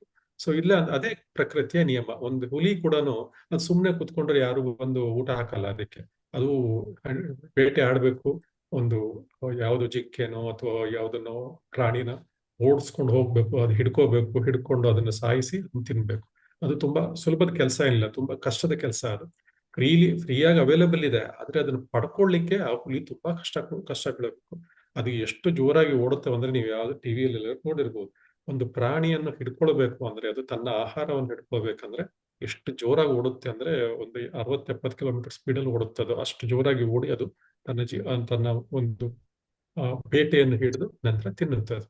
ಸೊ ಮತ್ತೆ ಅದೇ ರೀತಿ ನಮಗೂ ಕೂಡ, ಮನುಷ್ಯರಿಗೂ ಕೂಡ ನಮ್ಗೆ ನಿಗದಿತ ಕರ್ತವ್ಯಗಳು ಇದ್ದೇವೆ. ಆ ನಿಗದಿತ ಕರ್ತವ್ಯಗಳ ಬಗ್ಗೆ ನಾವು ಈಗಾಗಲೇ ಸಾಕಷ್ಟು ತಿಳ್ಕೊಂಡಿದ್ದೀವಿ. ಭಗವದ್ಗೀತೆಯಲ್ಲೂ ಭಗವಂತ ಸಾಕಷ್ಟು ಕರ್ತವ್ಯಗಳ ಬಗ್ಗೆ ಹೇಳಿದ್ದಾರೆ. ಸೊ ಅದರ ಪ್ರಕಾರ ನಾವು ವರ್ತನೆ ಮಾಡ್ತಾ ಇದ್ರೆ ಏನಾಗುತ್ತೆ, ನಾವು ನಿಯಮಗಳನ್ನು ಉಲ್ಲಂಘಿಸುತ್ತೇವೆ. ಯಾವಾಗ ನಿಯಮಗಳನ್ನು ಉಲ್ಲಂಘಿಸುತ್ತೇವೆ, ನಾವು ಈ ಕರ್ಮ ಅಕರ್ಮ ವಿಕರ್ಮಗಳ ಚಕ್ರದಲ್ಲಿ ಸಿಕ್ಕಾಕೊಳ್ತೇವೆ. ಸೊ ಜೀವನದಲ್ಲಿ ಅನೇಕ ಜಾತಿಗಳು, 80 ಲಕ್ಷ ಜಾತಿಗಳಿದ್ದಾವೆ, ಜೀವ ಜಾತಿಗಳಿದ್ದಾವೆ. ನಾವು ಅದನ್ನು ಭಗವಂತ ಹೇಳಿದ್ದಾರೆ ನಮ್ಗೆ. ಇತರ ಜೀವನ ರೂಪಗಳು ಸಹ, ಎಲ್ಲಾ ಜೀವನ ರೂಪಗಳು ಅಂದ್ರೆ 84 ಲಕ್ಷ ಜೀವಗಳು ಕೂಡ ಜನನ ಮತ್ತು ಮರಣದ ಚಕ್ರಕ್ಕೆ ಒಳಪಟ್ಟಿರ್ತವೆ. ಆದ್ರೆ ನಾವು ಮನುಷ್ಯ ಜೀವನ ಪಡೆದಾಗ, ಒಂದು ಮಾನವ ಜೀವನವನ್ನು ಪಡೆದಾಗ ಒಂದು ಉತ್ತಮವಾದ ಅವಕಾಶವನ್ನು ಪಡಿತಾನೆ. ಅವನಿಗೆ ಭಗವಂತ ಅಂದ್ರೆ ಏನು, ನಾನು ಯಾರು, ನನಗೂ ಭಗವಂತನಿಗೂ ಏನು ಸಂಬಂಧ, ಇದೆಲ್ಲ ತಿಳ್ಕೊಂಡು ಅದನ್ನು ಸಾಧನೆ ಮಾಡಿ ಇದನ್ನು ಆ ಕರ್ಮದ ಸರಪಳಿಯಿಂದ ಮುಕ್ತನಾಗುವ ಅವಕಾಶ ಇದೆ. ಭಗವದ್ಗೀತೆಯಲ್ಲಿ ಕೃಷ್ಣ ಈ 3 ವಿಚಾರಗಳ ಬಗ್ಗೆ ಹೇಳಿದ್ದಾರೆ. ಕರ್ಮ ಅಕರ್ಮ ವಿಕರ್ಮಗಳ ಬಗ್ಗೆ ಸ್ಪಷ್ಟವಾಗಿ ಹೇಳಿದ್ದಾರೆ. ಶ್ರೀಮದ್ ಭಾಗವತದಲ್ಲಿ ಕೂಡ ಇದನ್ನು ತುಂಬಾ ಒಳ್ಳೆಯ ರೀತಿಯಲ್ಲಿ ಎಕ್ಸ್ಪ್ಲೇನ್ ಮಾಡಿದ್ದಾರೆ. ಸೊ ಇದನ್ನು ನಾವು ಈಗಾಗಲೇ ತಿಳ್ಕೊಂಡಿದ್ದೀವಿ. ಕರ್ಮ ಅಂದ್ರೆ ಏನು, ಅಕರ್ಮ ಅಂದ್ರೆ ಏನು, ವಿಕರ್ಮ ಅಂದ್ರೆ ಏನು. ಸೊ ನಾವು ಒಬ್ಬರ ಸ್ವಾತಂತ್ರ್ಯ, ನಮ್ಗೆ ಏನ್ ಸ್ವಾತಂತ್ರ್ಯ ಇದೆ, ಫ್ರೀಡಮ್ ಇದೆ, ಸ್ವಲ್ಪ ನಮ್ಗೆ ಭಗವಂತ ಕೊಟ್ಟಿದ್ದಾನೆ. ಅದನ್ನು ದುರುಪಯೋಗ ಮಾಡಿಸ್ಕೊಂಡ್ರೆ ಏನಾಗುತ್ತೆ, ನಾವು ವಿಕರ್ಮಗಳನ್ನು ಮಾಡ್ತೀವಿ. ಯಾವಾಗ ವಿಕರ್ಮಗಳನ್ನು ಮಾಡ್ತೇವೆ, ನಾವು ಅಧೋಲೋಕಗಳಲ್ಲಿ ಹೋಗಿ ನಮ್ಮ ಜೀವನವನ್ನು ಕಳಿಬೇಕಾಗತ್ತೆ. ಅಂದ್ರೆ ಕೆಳಗಿನ ಲೋಕಗಳಲ್ಲಿ, ಅಂದ್ರೆ ಪಾತಾಳ, ತಾಲ, ಸುತಾಲ, ಈ ರೀತಿಯಾಗಿ ನಾವು ಕೆಳಗಿನ ಲೋಕಗಳಲ್ಲಿ ಹೋಗಿ ನಾವು ನರಕ ಲೋಕಗಳಲ್ಲಿ ನಮ್ಮ ಜೀವನ ಕಳೆಬೇಕಾಗುತ್ತೆ, ಮುಂದಿನ ಜನ್ಮಗಳು ಅಲ್ಲಿ ಹುಟ್ಟುತ್ತವೆ. ಆದ್ರೆ ನಾವು ಅಕರ್ಮಗಳನ್ನು ಯಾವಾಗ ಮಾಡ್ತೇವೆ ಅವಾಗ ನಾವು ಮೇಲಿನ ಲೋಕ ಅಂದ್ರೆ ಭಗವಂತನಲ್ಲಿ ಭಗವಂತನ ಧಾಮಕ್ಕೆ ಹೋಗ್ತೀವಿ ಕರ್ಮಗಳನ್ನು ಮಾಡಿದ್ರೆ. ಆದ್ರೆ ಬರೀ ಕರ್ಮಗಳನ್ನು ಮಾಡಿದ್ರೆ ಏನಂದ್ರೆ ಅದು ಕರ್ಮಕಾಂಡೀಯ ಕರ್ಮ. ಆ ಕರ್ಮಗಳ ಬಂಧದಿಂದ ಏನಾಗುತ್ತೆ, ನಾವು ಸಿಕ್ಕಾಕೊಳ್ತೇವೆ, ಮತ್ತೆ ಸ್ವರ್ಗದಲ್ಲಿ ಹೋಗ್ತೇವೆ, ಮತ್ತು ಉತ್ತಮ ಊರ್ಧ್ವ ಲೋಕಗಳಿಗೆ ಹೋಗ್ತೇವೆ ಮತ್ತು ವಾಪಸ್ ಬರ್ತೇವೆ. ಆದ್ರೆ ಅಕರ್ಮಗಳನ್ನು ಮಾಡಿದ್ರೆ ಎಲ್ಲವನ್ನು ಈಶಾವಾಸ್ಯಂ ಸರ್ವಂ ಕೃಷ್ಣಂದು, ಎಲ್ಲ ಈಶಾವಾಸ್ಯಂ ಇದಂ ಸರ್ವಂ, ಎಲ್ಲವೂ ಭಗವಂತನಿಗೆ ಕೊಟ್ರೆ ನಾವು ಭಗವಂತನ ಒಂದು ಕೈ ಕೆಳಗೆ ಕೆಲಸ ಮಾಡಿದ್ರೆ, ಭಗವಂತನ ಮತ್ತೆ ಸೆಂಟ್ರಲ್ ಇಟ್ಕೊಂಡು ಕೆಲಸ ಮಾಡಿದ್ರೆ ಅದರಿಂದ ನಮ್ಗೆ ಏನಾಗುತ್ತೆ, ಈ ಮುಕ್ತರಾಗುವ ಕೆಲಸವನ್ನು ನಾವು ಮಾಡ್ತೇವೆ. ಸೊ ಅದರಿಂದ ಇಲ್ಲಿ ಹೇಳಿದ್ದಾರೆ, ಬುದ್ಧಿವಂತರು ಯಾರು ಹೇಳಿದ್ದಾರೆ, ಧೀರ ಪುರುಷರು ಏನ್ ಮಾಡ್ತಾರೆ, ಅವರಿಗೆ ಚೆನ್ನಾಗಿ ಗೊತ್ತು. ಸೊ ಅದರಿಂದ ಅವರು ಒಳ್ಳೆಯ ಕರ್ಮನೂ ಮಾಡಲ್ಲ, ಕೆಟ್ಟ ಕೆಲಸನೂ ಮಾಡಕ್ ಹೋಗಲ್ಲ. ಒಳ್ಳೆ ಕರ್ಮ ಮಾಡಿದ್ರೆ ಪುಣ್ಯ ಬರುತ್ತೆ, ಕೆಟ್ಟ ಕೆಲಸ ಮಾಡಿದ್ರೆ ಪಾಪ ಬರುತ್ತೆ. ಸೊ ಪಾಪ ಬರೋದ್ರಿಂದ ಕೆಳಗಿನ ಲೋಕಗಳಿಗೆ ಹೋಗ್ತೇವೆ, ಪುಣ್ಯ ಬರೋದ್ರಿಂದ ಊರ್ಧ್ವ ಲೋಕಗಳಿಗೆ ಹೋಗ್ತೇವೆ. ಆದ್ರೆ ಬ್ರಹ್ಮ ಲೋಕಕ್ಕಿಂತ ಮೇಲೆ ಹೋಗ್ಲಿಕ್ಕೆ ಸಾಧ್ಯ ಇಲ್ಲ. ಅದನ್ನು ಇಲ್ಲೇ ಖರ್ಚು ಮಾಡ್ಬೇಕು. ಏನೇನ್ ಕರೆನ್ಸಿ ನಾವು ಅರ್ನ್ ಮಾಡಿರ್ತೇವೆ, ಒಂದು ಸಂಪಾದಿಸಿರ್ತೇವೆ, ಎಲ್ಲಾ ಕರೆನ್ಸಿಯನ್ನು ನಾವು ಇಲ್ಲೇ ಖರ್ಚು ಮಾಡ್ಬೇಕಾಗುತ್ತೆ. ಸೊ ಆದ್ರಿಂದ ಅವೆರಡರನ್ನು ತಪ್ಪಿಸ್ಕೊಳ್ಳೋದು ಹೇಗೆ ಅಂದ್ರೆ, ವಿಮೋಚನೆಯ ದಾರಿ ಏನಿದೆ, ಆ ವಿಮೋಚನೆ ದಾರಿ ಬುದ್ಧಿವಂತ ಪುರುಷರು ಚೆನ್ನಾಗಿ ತಿಳ್ಕೊಂಡಿರ್ತಾರೆ. ಅದನ್ನು ಈ ಈಶೋಪನಿಷತ್ನ ಪುಸ್ತಕಗಳಲ್ಲಿ ಕೊಟ್ಟಿದ್ದಾರೆ ಅಂತ ಪುಸ್ತಕಗಳಲ್ಲಿ ಈಶ್ವರ ವಿವರಿಸಿದ್ದಾರೆ. ಮತ್ತೆ ಯಾರು ಓದ್ತೀರಾ? ನಾನು ಓದ್ಲ ಪ್ರಭುಜಿ? ಓದಿ ಮಾತಾಜಿ. ಶ್ರೀ ಈಶೋಪನಿಷತ್ ಮಂತ್ರ 2. ಶ್ರೀ ಈಶೋಪನಿಷತ್ನ ಸೂಚನೆಗಳನ್ನು ಭಗವದ್ಗೀತೆಯಲ್ಲಿ ಹೆಚ್ಚು ವಿಸ್ತಾರವಾಗಿ ವಿವರಿಸಲಾಗಿದೆ. ಇದನ್ನು ಕೆಲವೊಮ್ಮೆ ಗೀತೋಪನಿಷತ್ ಎಂದು ಕರೆಯಲಾಗುತ್ತದೆ. ಅದು ಎಲ್ಲ ಉಪನಿಷತ್ತುಗಳ ಇದು ಕೆನೆಯಾಗಿದೆ. ಭಗವದ್ಗೀತೆಯಲ್ಲಿ 3.9-16 ಭಗವಂತನ ವ್ಯಕ್ತಿತ್ವವು ವೈದಿಕ ಸಾಹಿತ್ಯದಲ್ಲಿ ಉಲ್ಲೇಖಿಸಲಾದ ಕರ್ತವ್ಯಗಳನ್ನು ನಿರ್ವಹಿಸದೆ ನೈಷ್ಕರ್ಮ ಅಥವಾ ಅಕರ್ಮದ ಸ್ಥಿತಿಯನ್ನು ಸಾಧಿಸಲು ಸಾಧ್ಯವಿಲ್ಲ ಎಂದು ಹೇಳುತ್ತದೆ. ಈ ಸಾಹಿತ್ಯವು ಮಾನವನ ಕಾರ್ಯಶಕ್ತಿಯನ್ನು ನಿಯಂತ್ರಿಸುವ ರೀತಿಯಲ್ಲಿ ಅವನು ಪರಮಾತ್ಮನ ಅಧಿಕಾರವನ್ನು ಕ್ರಮೇಣ ಅರಿತುಕೊಳ್ಳಬಹುದು. ಅವನು ಪರಮಾತ್ಮನ ವಾಸುದೇವ ಅಥವಾ ಕೃಷ್ಣನ ಅಧಿಕಾರವನ್ನು ಅರಿತುಕೊಂಡಾಗ ಅವನು ನಕಾರಾತ್ಮಕ ಜ್ಞಾನದ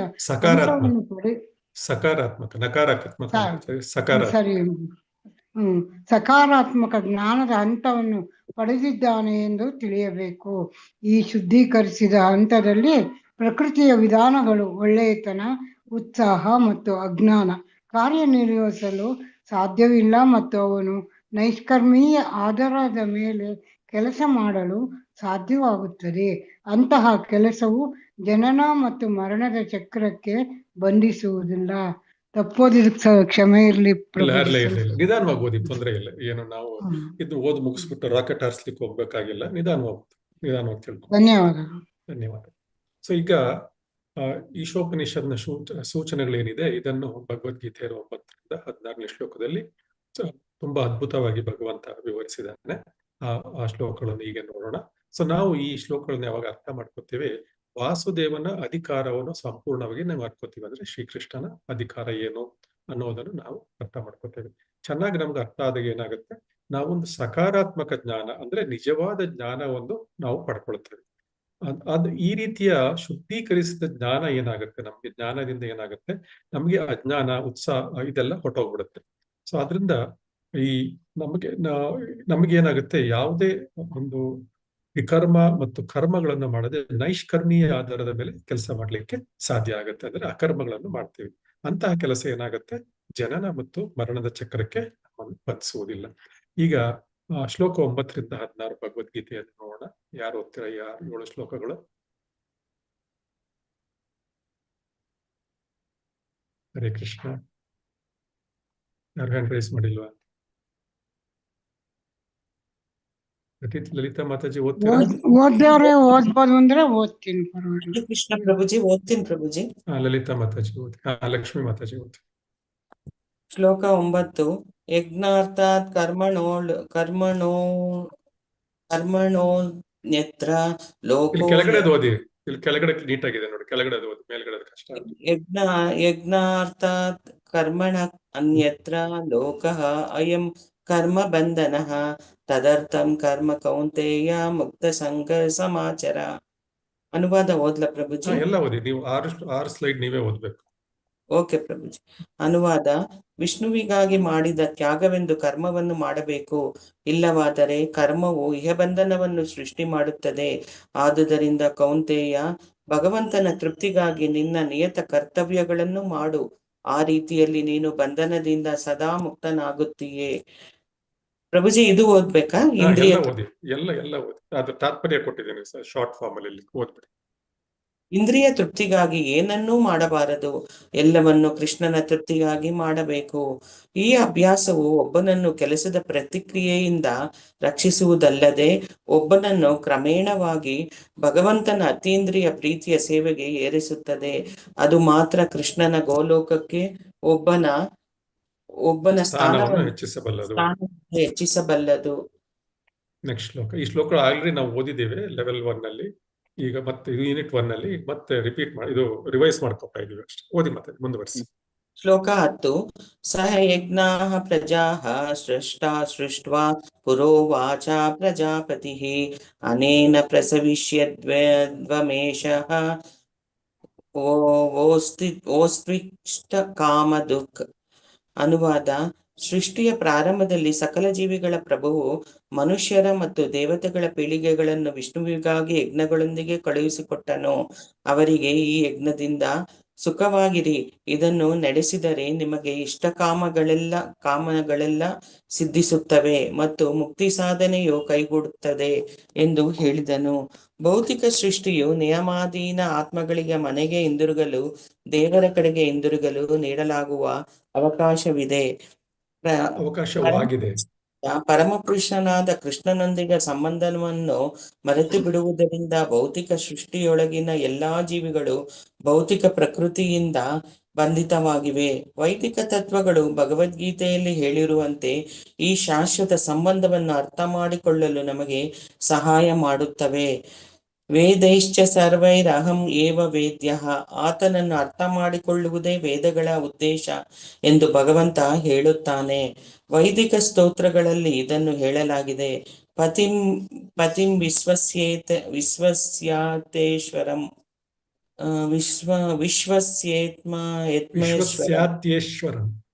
ವಿಶ್ವಸ್ಯಾತ್ಮೇಶ್ವರಂ. ಆದ್ದರಿಂದ ಜೀವಿಗಳ ಭಗವಂತ ಪರಮಪುರುಷ ವಿಷ್ಣು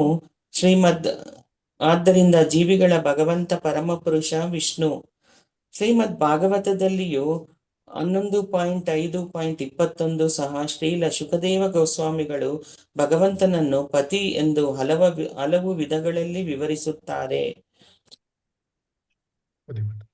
ಶ್ಲೋಕ 11. ದೇವಾನ್ ಭಾವಯತಾನೇನ ತೇ ದೇವ ಭಾವಯಂತು ವಃ ಪರಸ್ಪರಂ ಭಾವಯಂತ ಶ್ರೇಯ ಪರಮಾವಾಪ್ಸ್ಯತಃ. ಅನುವಾದ: ಈ ಯಜ್ಞಗಳಿಂದ ಸಂತುಷ್ಟರಾದ ದೇವತೆಗಳು ನಿಮ್ಮನ್ನು ಸಂತೋಷಪಡಿಸುತ್ತಾರೆ. ಹೀಗೆ ಮನುಷ್ಯನ ಮತ್ತು ದೇವತೆಗಳ ಪರಸ್ಪರ ಸಹಕಾರದಿಂದ ಎಲ್ಲರಿಗೂ ಸಮೃದ್ಧಿ ಉಂಟಾಗುತ್ತದೆ. ದೇವತೆಗಳು ಭೌತಿಕ ವ್ಯವಹಾರಗಳ ಅಧಿಕಾರಯುತ ನಿರ್ವಾಹಕರು. ಪ್ರತಿ ಜೀವಿಗಳ ದೇಹ ಮತ್ತು ಆತ್ಮವನ್ನು ಕಾಪಾಡಿಕೊಳ್ಳಲು ಗಾಳಿ, ಬೆಳಕು, ನೀರು ಮತ್ತು ಇತರ ಎಲ್ಲ ಆಶೀರ್ವಾದಗಳನ್ನು ಪೂರೈಸುವುದು ಪರಮಪುರುಷನ ದೇಹದ ವಿವಿಧ ಭಾಗಗಳಲ್ಲಿ ಅಸಂಖ್ಯಾತ ಸಹಾಯಕರಾಗಿರುವ ದೇವತೆಗಳಿಗೆ ವಹಿಸಲಾಗಿದೆ. ಅವರ ಸಂತೋಷ ಮತ್ತು ಅಸಮಾಧಾನಗಳು ಮಾನವನ ಯಜ್ಞಗಳ ಕಾರ್ಯಕ್ಷಮತೆಯ ಮೇಲೆ ಅವಲಂಬಿತವಾಗಿದೆ. ಕೆಲವು ಯಜ್ಞಗಳು ನಿರ್ದಿಷ್ಟ ದೇವತೆಗಳನ್ನು ತೃಪ್ತಿಪಡಿಸಲು ಉದ್ದೇಶಿಸಲಾಗಿದೆ. ಆದರೆ ಹಾಗೆ ಮಾಡಿದರೂ ಸಹ ಭಗವಾನ್ ವಿಷ್ಣುವನ್ನು ಎಲ್ಲಾ ಯಜ್ಞಗಳಲ್ಲಿ ಮುಖ್ಯ ಫಲಾನುಭವಿಯಾಗಿ ಪೂಜಿಸಲಾಗುತ್ತದೆ. ಭಗವದ್ಗೀತೆಯಲ್ಲೂ ಕೃಷ್ಣನೇ ಎಲ್ಲಾ ರೀತಿಯ ಯಜ್ಞಗಳ ಫಲಾನುಭವಿ ಎಂದು ಹೇಳಲಾಗಿದೆ. ಭೋಕ್ತಾರಂ ಯಜ್ಞ ತಪಸಂ. ಆದ್ದರಿಂದ ಯಜ್ಞಪತಿಯ ಅಂತಿಮ ತೃಪ್ತಿಯು ಎಲ್ಲಾ ಯಜ್ಞಗಳ ಮುಖ್ಯ ಉದ್ದೇಶವಾಗಿದೆ. ಈ ಯಜ್ಞಗಳನ್ನು ಪರಿಪೂರ್ಣವಾಗಿ ನಡೆಸಿದಾಗ ಸ್ವಾಭಾವಿಕವಾಗಿ ಪೂರೈಕೆಯ ವಿವಿಧ ವಿಭಾಗಗಳ ಉಸ್ತುವಾರಿ ದೇವತೆಗಳು ಸಂತೋಷ ಪಡುತ್ತಾರೆ ಮತ್ತು ನೈಸರ್ಗಿಕ ಉತ್ಪನ್ನಗಳ ಪೂರೈಕೆಯಲ್ಲಿ ಯಾವುದೇ ಕೊರತೆ ಇಲ್ಲ. ಅಂತಿಮವಾಗಿ ಭೌತಿಕ ಬಂಧನದಿಂದ ವಿಮೋಚನೆಗೆ ಕಾರಣವಾಗುತ್ತದೆ. ವೇದಗಳಲ್ಲಿ ಹೇಳಿರುವಂತೆ ಯಜ್ಞಗಳ ಆಚರಣೆಯಿಂದ ಎಲ್ಲಾ ಚಟುವಟಿಕೆಗಳು ಶುದ್ಧವಾಗುತ್ತದೆ. ಶ್ಲೋಕ 12. ಇಷ್ಟಾನ್ ಭೋಗಾನ್ ಹಿ ವಹ ದೇವಾಹ ದಾಸ್ಯಂತೆ ಯಜ್ಞ ಭಾವಿತಃ ತೈಃ ದತ್ತಾನ್ ಅಪ್ರದಾಯ ಏಭ್ಯಃ ಯಹ ಭುಂಕ್ತೆ ಸ್ಥೇನಃ ಏವ ಸಹ. ಅನುವಾದ: ಬದುಕಿನ ವಿವಿಧ ಅಗತ್ಯಗಳ ಪೂರೈಕೆಯ ಹೊಣೆ ಹೊತ್ತಿರುವ ದೇವತೆಗಳು ಯಜ್ಞದ ಆಚರಣೆಯಿಂದ ಸುಪ್ರೀತರಾಗಿ ನಿಮ್ಮ ಎಲ್ಲ ಅಗತ್ಯಗಳನ್ನು ಪೂರೈಸುವರು. ಆದರೆ ಈ ವರಗಳನ್ನು ದೇವತೆಗಳಿಗೆ ಅರ್ಪಿಸದೆ ಅನುಭವಿಸುವವನು ನಿಜವಾಗಿಯೂ ಕಳ್ಳನೇ. ದೇವಾನುದೇವತೆಗಳು ಪರಮಪುರುಷನಾದ ವಿಷ್ಣುವಿನ ಪರವಾಗಿ ಸರಬರಾಜು ಮಾಡುವ ಅಧಿಕೃತ ಏಜೆಂಟುಗಳಾಗಿದ್ದಾರೆ. ಆದ್ದರಿಂದ ಅವರು ನಿಗದಿತ ಯಜ್ಞಗಳ ಸಾಧನೆಯಿಂದ ತೃಪ್ತರಾಗಬೇಕು. ವೇದಗಳಲ್ಲಿ ವಿವಿಧ ರೀತಿಯ ದೇವತೆಗಳಿಗೆ ವಿವಿಧ ರೀತಿಯ ಯಜ್ಞಗಳನ್ನು ಸೂಚಿಸಲಾಗಿದೆ. ಆದರೆ ಎಲ್ಲವನ್ನೂ ಅಂತಿಮವಾಗಿ ಪರಮಪುರುಷನಿಗೆ ಅರ್ಪಿಸಲಾಗುತ್ತದೆ. ಪರಮಾತ್ಮನ ವ್ಯಕ್ತಿತ್ವವನ್ನು ಅರ್ಥ ಮಾಡಿಕೊಳ್ಳಲು ಸಾಧ್ಯವಾಗದವರಿಗೆ ದೇವತೆಗಳಿಗೆ ನೈವೇದ್ಯಗಳನ್ನು ಮಾಡಲು ಶಿಫಾರಸು ಮಾಡಲಾಗಿದೆ. ಸಂಬಂಧಪಟ್ಟ ವ್ಯಕ್ತಿಗಳ ವಿವಿಧ ವಸ್ತು ಗುಣಗಳ ಪ್ರಕಾರ ವೇದಗಳಲ್ಲಿ ವಿವಿಧ ರೀತಿಯ ಯಜ್ಞಗಳನ್ನು ಶಿಫಾರಸು ಮಾಡಲಾಗಿದೆ. ವಿಭಿನ್ನ ದೇವತೆಗಳ ಆರಾಧನೆಯು ವಿಭಿನ್ನ ಗುಣಗಳ ಆಧಾರದ ಮೇಲೆ, ಅಂದರೆ ಉದಾಹರಣೆಗೆ ಮಾಂಸಾಹಾರಿಗಳು ಭೌತಿಕ ಪ್ರಕೃತಿಯ ಘೋರ ರೂಪವಾದ ಕಾಳಿದೇವಿಯನ್ನು ಪೂಜಿಸಲು ಶಿಫಾರಸು ಮಾಡುತ್ತಾರೆ ಮತ್ತು ದೇವತೆಯ ಮೊದಲು ಪ್ರಾಣಿಗಳ ತ್ಯಾಗವನ್ನು ಶಿಫಾರಸು ಮಾಡಲಾಗುತ್ತದೆ. ಸಾತ್ವಿಕ ಗುಣದಲ್ಲಿರುವ ಜನರಿಗೆ ವಿಷ್ಣುವಿನ ಅತೀಂದ್ರಿಯ ಆರಾಧನೆಯನ್ನು ಶಿಫಾರಸು ಮಾಡಲಾಗಿದೆ. ಹರೇ ಕೃಷ್ಣ ಪ್ರಭುಜಿ, ಧನ್ಯವಾದಗಳು. ಇನ್ಯಾರಾದ್ರೂ ಓದ್ತೀರಾ? ಇದೊಂದು ಓದ್ಲಾ ಪ್ರಭುಜಿ? ಓದಿ. ಶ್ಲೋಕ 13. ಯಜ್ಞಶಿಷ್ಟಾಶಿನ ಸಂತೋ ಮುಚ್ಯಂತೆ ಸರ್ವ ಕಿಲ್ಬಿಷೈಃ ಭುಂಕ್ತೆ ತೇ ತ್ವಗಂ ಪಾಪ ಯೇ ಪಚಂತಿ ಆತ್ಮಕಾರಣಾತ್. ಅನುವಾದ: ಭಗವಂತನ ಭಕ್ತರು ಎಲ್ಲಾ ಬಗೆಯ ಪಾಪಗಳಿಂದಲೂ ಬಿಡುಗಡೆ ಹೊಂದುತ್ತಾರೆ, ಏಕೆಂದರೆ ಅವರು ಯಜ್ಞದ ಶೇಷವನ್ನು ಊಟ ಮಾಡುತ್ತಾರೆ. ವೈಯಕ್ತಿಕ ಸಂತೋಷಕ್ಕೋಸ್ಕರ ಪಾಕ ಮಾಡಿಕೊಳ್ಳುವವರು ಖಂಡಿತವಾಗಿಯೂ ಪಾಪವನ್ನೇ ಊಟ ಮಾಡುತ್ತಾರೆ. ಹರೇ ಕೃಷ್ಣ. ಹರೇ ಕೃಷ್ಣ ಪ್ರಭುಜಿ, ಧನ್ಯವಾದಗಳು. ಓದಿ. ಹರೇ ಕೃಷ್ಣ. ಓದಿ. ಶ್ಲೋಕ 14. ಅನ್ನಾದ್ ಭವಂತಿ ಭೂತಾನಿ ಪರ್ಜನ್ಯಾದನ್ನ ಸಂಭವಃ ಯಜ್ಞಾದ್ ಭವತಿ ಪರ್ಜನ್ಯೋ ಯಜ್ಞ ಕರ್ಮ ಸಮುದ್ಭವಃ. ಎಲ್ಲ ಜೀವಂತ ಎಲ್ಲ ಜೀವಿಗಳು ಆಹಾರ ಧಾನ್ಯಗಳಿಂದ ಬದುಕುತ್ತವೆ. ಧಾನ್ಯಗಳನ್ನು ಮಳೆ ಉತ್ಪತ್ತಿ ಮಾಡುತ್ತದೆ. ಯಜ್ಞದ ಆಚರಣೆಯಿಂದ ಮಳೆಯಾಗುತ್ತದೆ. ಯಜ್ಞವು ನಿಯತ ಕರ್ಮಗಳಿಂದ ಉದ್ಭವಿಸುತ್ತದೆ. ಭಗವಾನ್ ಕೃಷ್ಣನು ಯಜ್ಞದಿಂದ ತೃಪ್ತನಾಗುತ್ತಾನೆ. ಆದ್ದರಿಂದ ಅವುಗಳನ್ನು ನಿರ್ವಹಿಸಲು ಸಾಧ್ಯವಾಗದವನು ತನ್ನನ್ನು ಕೊರತೆಯಲ್ಲಿ ಕಂಡುಕೊಳ್ಳುತ್ತಾನೆ. ಅದು ಪ್ರಕೃತಿಯ ನಿಯಮ. ಆದ್ದರಿಂದ ಯಜ್ಞ ನಿರ್ದಿಷ್ಟವಾಗಿ ಈ ಯುಗಕ್ಕೆ ಸೂಚಿಸಲಾದ ಸಂಕೀರ್ತನ ಯಜ್ಞ. ಆಹಾರ ಪೂರೈಕೆಯ ಕೊರತೆಯಿಂದ ನಮ್ಮನ್ನು ರಕ್ಷಿಸಲು ನಡೆಸಬೇಕು. ಶ್ಲೋಕ 15. ಕರ್ಮ ಬ್ರಹ್ಮೋದ್ಭವಂ ವಿದ್ಧಿ ಬ್ರಹ್ಮಾಕ್ಷರಂ ಸಮುದ್ಭವಂ ತಸ್ಮಾತ್ ಸರ್ವಗತಂ ಬ್ರಹ್ಮ ನಿತ್ಯಂ ಯಜ್ಞೆ ಪ್ರತಿಷ್ಠಿತಂ.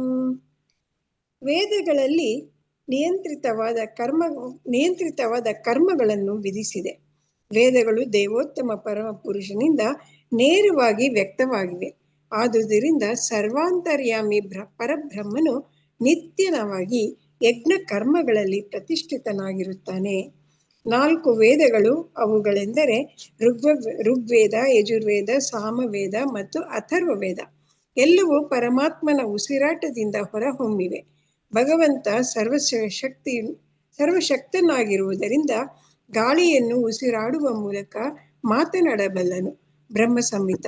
ಭಗವಂತನು ತನ್ನ ಪ್ರತಿಯೊಂದು ಇಂದ್ರಿಯಗಳ ಮೂಲಕ ಇತರ ಎಲ್ಲ ಇಂದ್ರಿಯಗಳ ಕ್ರಿಯೆಯನ್ನು ಮಾಡಲು ಸರ್ವಶಕ್ತತೆಯನ್ನು ಹೊಂದಿದ್ದಾನೆ.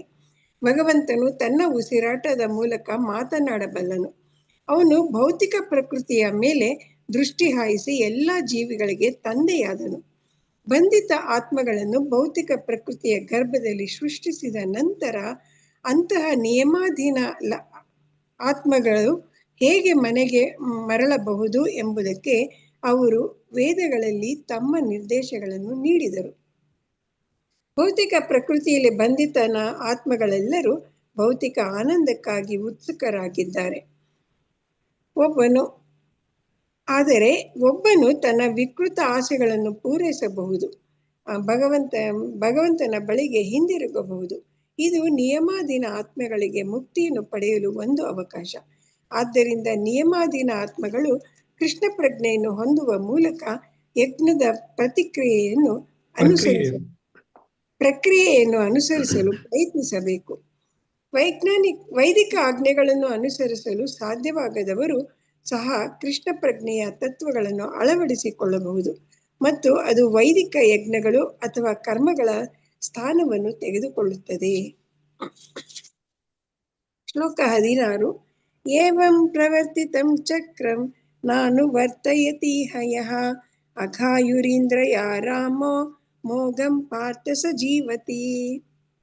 ಅರ್ಜುನ, ವೇದಗಳು ಪ್ರವರ್ತಿಸಿದ ಈ ಯಜ್ಞ ಚಕ್ರವನ್ನು ಯಾರು ಮಾನವ ಜೀವನದಲ್ಲಿ ಅನುಸರಿಸುವುದಿಲ್ಲವೋ ಅವರದು ನಿಶ್ಚಯವಾಗಿ ಪಾಪವೇ ತುಂಬಿದ ಬದುಕು. ಇಂದ್ರಿಯಗಳ ತೃಪ್ತಿಗಾಗಿಯೇ ಬದುಕುವ ಇಂತಹ ಮನುಷ್ಯನ ಬದುಕು ವ್ಯರ್ಥ. ಹರೇ ಕೃಷ್ಣ ಪ್ರಭುಜಿ, ಧನ್ಯವಾದಗಳು. ಈಗ ನಾವು 3.9ರಿಂದ 16ನೇ ಶ್ಲೋಕದಲ್ಲಿ ನೋಡಿದ್ವಿ. ಭಗವಂತನ ವ್ಯಕ್ತಿತ್ವ, ವೈದಿಕ ಸಾಹಿತ್ಯದಲ್ಲಿ ಅವನು ಭಗವಂತ ನಮ್ಮ ಎಲ್ಲ ಕರ್ತವ್ಯಗಳನ್ನು ನಿರ್ವಹಿಸುವುದು ಹೇಗೆ ಅನ್ನುವುದರ ಬಗ್ಗೆ ಈ 8 ಶ್ಲೋಕಗಳಲ್ಲಿ ಭಗವಂತ ಕೊಟ್ಟಿದ್ದಾನೆ. ಈ ಶ್ಲೋಕಗಳನ್ನು ನಾವು ಈಗಾಗಲೇ ಓದಿದ್ದೀವಿ ಮೊದಲನೇ ಯೂನಿಟಲ್ಲೇ. ಈಗ ಸತ್ಯ ಅದನ್ನು ರಿವೈಸ್ ಮಾಡ್ಕೊಂಡು 2ನೇ ಯೂನಿಟಲ್ಲಿ ಓದಿದ್ದೀವಿ. ಈಗ ರಿವೈಸ್ ಮಾಡ್ಕೊಂಡಿವಿ, ಮುಂದುವರ್ಸ್ಕೊಂಡು ಹೋಗೋಣ. ಇವಾಗ ನೆಕ್ಸ್ಟ್ ಓದಿ. ಹರಿಣಿ ಮಾತಾಜಿ ಓದ್ತೀರಾ? ಓದಿ ಮಾತಾಜಿ. ಒಂದ್ ನಿಮಿಷ, ನಾನು ಇದಾಕ್ಲಿಕ್ಕೆ ಹೋಗ್ಬಿಟ್ಟಿದ್ದೆ ಅಟೆಂಡೆನ್ಸ್. ವಾಸ್ತವವಾಗಿ ಅಲ್ಲ ಪ್ರಭುಜಿ, ಕರೆಕ್ಟ್. ವಾಸ್ತವವಾಗಿ ಭಗವಂತನಿಗೆ ಭಕ್ತಿ ಸೇವೆ ಸಲ್ಲಿಸುವುದಕ್ಕಿಂತ ಹೆಚ್ಚಾಗಿ ಯಾರೂ ಏನೂ ಮಾಡಬೇಕಾಗಿಲ್ಲ. ಆದರೆ ಜೀವನದ ಕೆಳ ಹಂತಗಳಲ್ಲಿ ಇದ್ದಕ್ಕಿದ್ದಂತೆ ಭಕ್ತಿ ಸೇವೆ ಕೆಲಸ ಕಾರ್ಯಗಳನ್ನು ಮಾಡಲಾಗುವುದಿಲ್ಲ. ಕಾಮ್ಯ ಕರ್ಮಗಳನ್ನು ಸಂಪೂರ್ಣವಾಗಿ ಬಿಡಲಾಗುವುದಿಲ್ಲ. ಬದ್ಧಾತ್ಮನು ಇಂದ್ರಿಯ ಸುಖಕ್ಕಾಗಿ, ಸ್ವಾರ್ಥಕ್ಕಾಗಿ ತನ್ನ ಆಪ್ತವರ್ಗ ಹಾಗೂ ಮುಂದುವರಿದ ಬಂಧು ವರ್ಗಗಳಲ್ಲಿ ಇಲ್ಲವೇ ಅನಂತರದ ಫಲಕ್ಕಾಗಿ ದುಡಿಯುವುದು ರೂಢಿಯಾಗಿದೆ. ಜನಸಾಮಾನ್ಯನು ಸ್ವಂತ ಇಂದ್ರಿಯ ಸುಖಕ್ಕಾಗಿ ದುಡಿಯುತ್ತಾನೆ.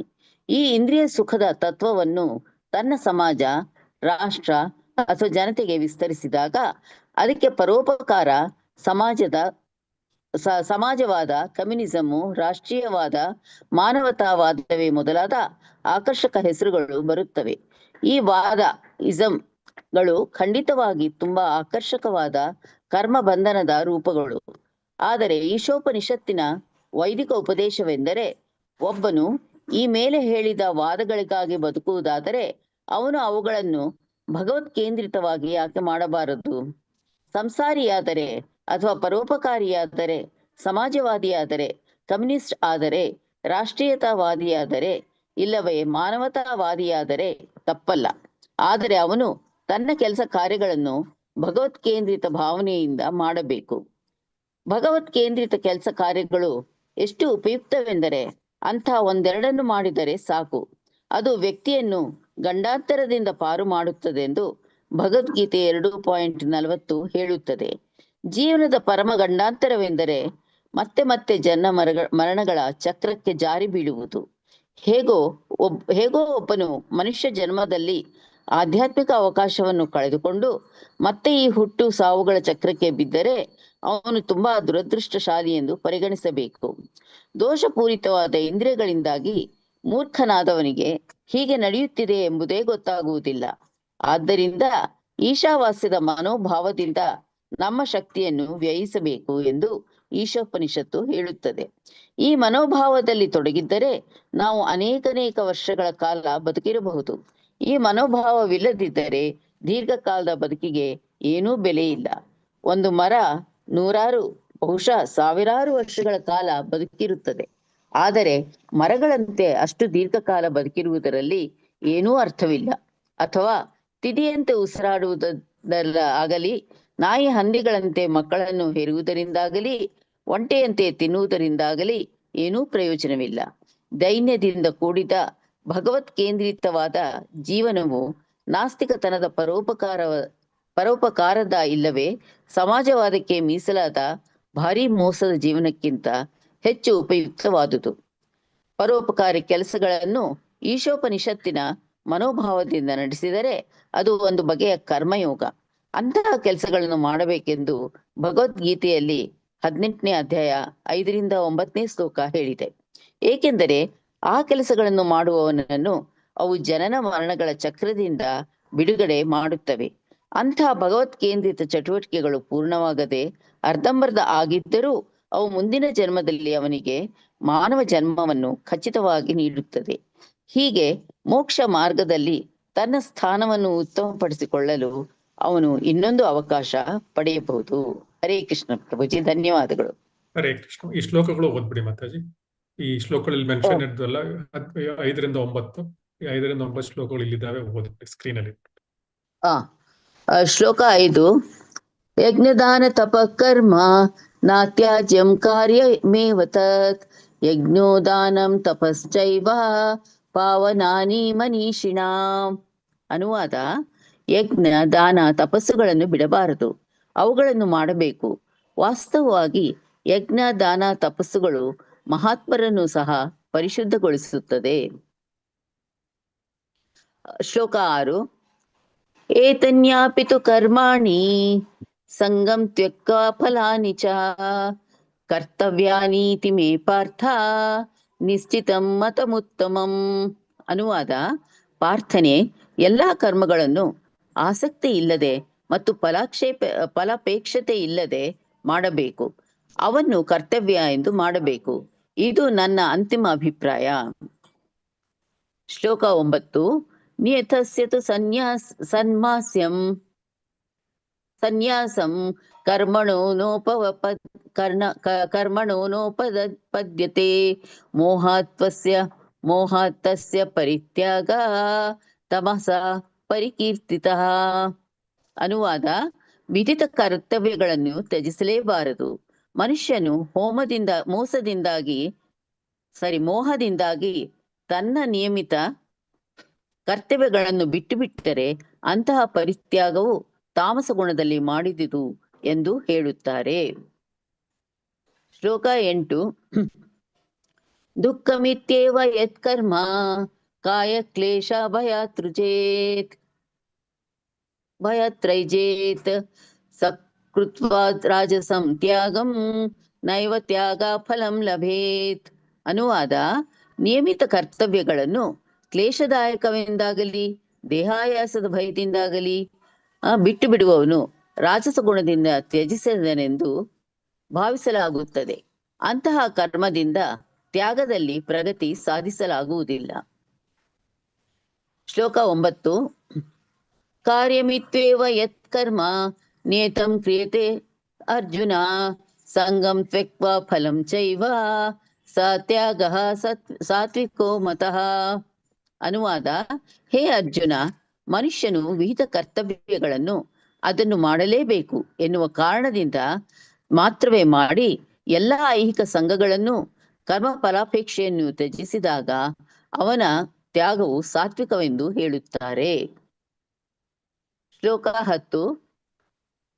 ನ ದ್ವೇಷ್ಟ್ಯಾ ಕುಶಲಂ ಕರ್ಮ ಕುಶಲೇನಾನುಷಜ್ಯತೆ ತ್ಯಾಗಿ ಸತ್ವ ಸಮಾವಿಷ್ಟೋ ಮೇಧಾವಿ ಭಿನ್ನ ಸಂಶಯ. ಸಾತ್ವಿಕ ಗುಣದಲ್ಲಿ ನೆಲೆಗೊಂಡವನು ಅಶುಭ ಕರ್ಮವನ್ನು ದ್ವೇಷಿಸುವುದೂ ಇಲ್ಲ, ಶುಭ ಕರ್ಮದಲ್ಲಿ ಮೋಹಗೊಳ್ಳುವುದೂ ಇಲ್ಲ. ಸಾತ್ವಿಕ ಗುಣದಲ್ಲಿ ನೆಲೆಗೊಂಡಿರುವ ಇಂತಹ ಬುದ್ಧಿವಂತ ತ್ಯಾಗಿಯು ಕರ್ಮದ ವಿಷಯವಾಗಿ ಸಂದೇಹಗಳನ್ನು ಹೊಂದಿರುವುದಿಲ್ಲ. ಹರೇ ಹರೇ ಕೃಷ್ಣ ಕೃಷ್ಣ ಪ್ರಭುಜಿ, ಧನ್ಯವಾದಗಳು. ಧನ್ಯವಾದ. ಈ ರೀತಿಯಾಗಿ ಪರಹಿತ ಚಿಂತನೆಯ ಚಟುವಟಿಕೆಗಳನ್ನು ಈಶೋಪನಿಷತ್ ಪ್ರಕಾರ ನಾವು ಆತ್ಮದಲ್ಲಿ ಈಶೋಪನಿಷತ್ನ ಆತ್ಮದಲ್ಲಿ ಅಂದ್ರೆ ಈಶೋಪನಿಷತ್ನ ಹೇಳಿಕೆಯ ಪ್ರಕಾರ ಕಾರ್ಯಗೊಳಿಸಿದಾಗ ನಾವೇನಾಗುತ್ತೆ, ಅದು ಕರ್ಮಯೋಗದ ಒಂದು ರೂಪ ಆಗುತ್ತೆ. ಸೊ ಇಂತಹ ಚಟುವಟಿಕೆಗಳನ್ನು ನಾವು ಈ 18.5 ರಿಂದ 9 ಶ್ಲೋಕದಲ್ಲಿ ಈಗ ನೋಡಿದ್ವಿ. ಸೊ ಈ ಶ್ಲೋಕದ ಇವಾಗ ಒಂದು ಸಾರಾಂಶವನ್ನು ನೋಡೋಣ. ಈ ಶ್ಲೋಕ ನಮಗೆ ಜೀವನದ ಅತ್ಯಂತ ಪ್ರಮುಖವಾದ ಪ್ರಶ್ನೆಗೆ ಉತ್ತರ ಕೊಡುತ್ತೆ. ನಾವು ಭೌತಿಕ ಜಗತ್ತಿನಲ್ಲಿ ಹೇಗೆ ಬದುಕಬೇಕು ಅನ್ನೋದರ ಬಗ್ಗೆ ಇದು ಉತ್ತರವನ್ನು ಕೊಡುತ್ತೆ. ವೇದಗಳು ತ್ಯಾಗ ಮತ್ತು ಕರ್ಮಗಳ ಕೆಲಸದ ಮಾರ್ಗವನ್ನು ವಿವರಿಸುತ್ತೆ. ಸೊ ಈ ವೇದಗಳು ಅಂದ್ರೆ ಏನು, ತ್ಯಾಗ ಅಂದ್ರೆ ಏನು, ಮತ್ತು ಕರ್ಮ ಕೆಲಸವನ್ನು ಹೇಗೆ ಮಾಡಬೇಕು ಅಂತ ವಿವರಿಸುತ್ತೆ. ಆದ್ರೆ ಇದು ನಮಗೆ ಸ್ವಲ್ಪ ಪರಸ್ಪರ ವಿರುದ್ಧವಾಗಿ ಕಾಣಿಸ್ಬೋದು. ಯಾಕಂದ್ರೆ ಇದು ತ್ಯಾಗವನ್ನು ಮಾಡಬೇಕು ಅಂತಾರೆ ಮತ್ತು ಕೆಲಸನೂ ಮಾಡಬೇಕು ಅಂತಾರೆ. ಇದು ಒಂದು ಸ್ವಲ್ಪ ಪರಸ್ಪರ ವಿರುದ್ಧ ಆಗ್ಬೋದು. ಆದ್ರೆ ಈ ಶ್ಲೋಕದಲ್ಲಿ ಆ ಗೊಂದಲವನ್ನು ಪರಿಹಾರಗೊಳಿಸಲಾಗಿದೆ. ಇದು ಕರ್ಮವನ್ನು ಆಧ್ಯಾತ್ಮಿಕ ಜೀವನಕ್ಕೆ ಹೇಗೆ ಬಳಸ್ಕೊಳ್ಬೇಕು ನಾವು ಎನ್ನುವುದರ ಬಗ್ಗೆ ಈ ಶ್ಲೋಕದಲ್ಲಿ ನಮಗೆ ವ್ಯಾಖ್ಯಾನ ಸಿಗುತ್ತೆ. ಸೊ ಮುಖ್ಯ ತತ್ವ ಏನು ಅಂದ್ರೆ, ಈ ಶ್ಲೋಕದಲ್ಲಿ ಮನುಷ್ಯನಿಗೆ 100 ವರ್ಷಗಳ ಆಯುಸ್ಸನ್ನು ವೈದಿಕ ಗ್ರಂಥಗಳ ಪ್ರಕಾರ ನೀಡಲಾಗಿದೆ. ಸೊ ಈ ಕೆಲವರು 120-125 ವರ್ಷ ಬದುಕಿದವರು ಇದ್ದಾರೆ ಈ ಭೂಮಿಯಲ್ಲಿ ಈಗಿನ ಕಾಲದಲ್ಲೂ ಕೂಡ. ಆದ್ರೆ ವೈದಿಕ ಗ್ರಂಥಗಳ ಪ್ರಕಾರ 100 ವರ್ಷ, ಶ್ರೀಲ ಪ್ರಭುಪಾದ 100 ವರ್ಷ ವೈದಿಕ ಗ್ರಂಥಗಳ ಪ್ರಕಾರ. ಸೊ ಈ ಸಮಯ ಏನಿದೆ 100 ವರ್ಷ, ನಾವು ಇಂದ್ರಿಯ ಭೋಗಗಳಲ್ಲಿ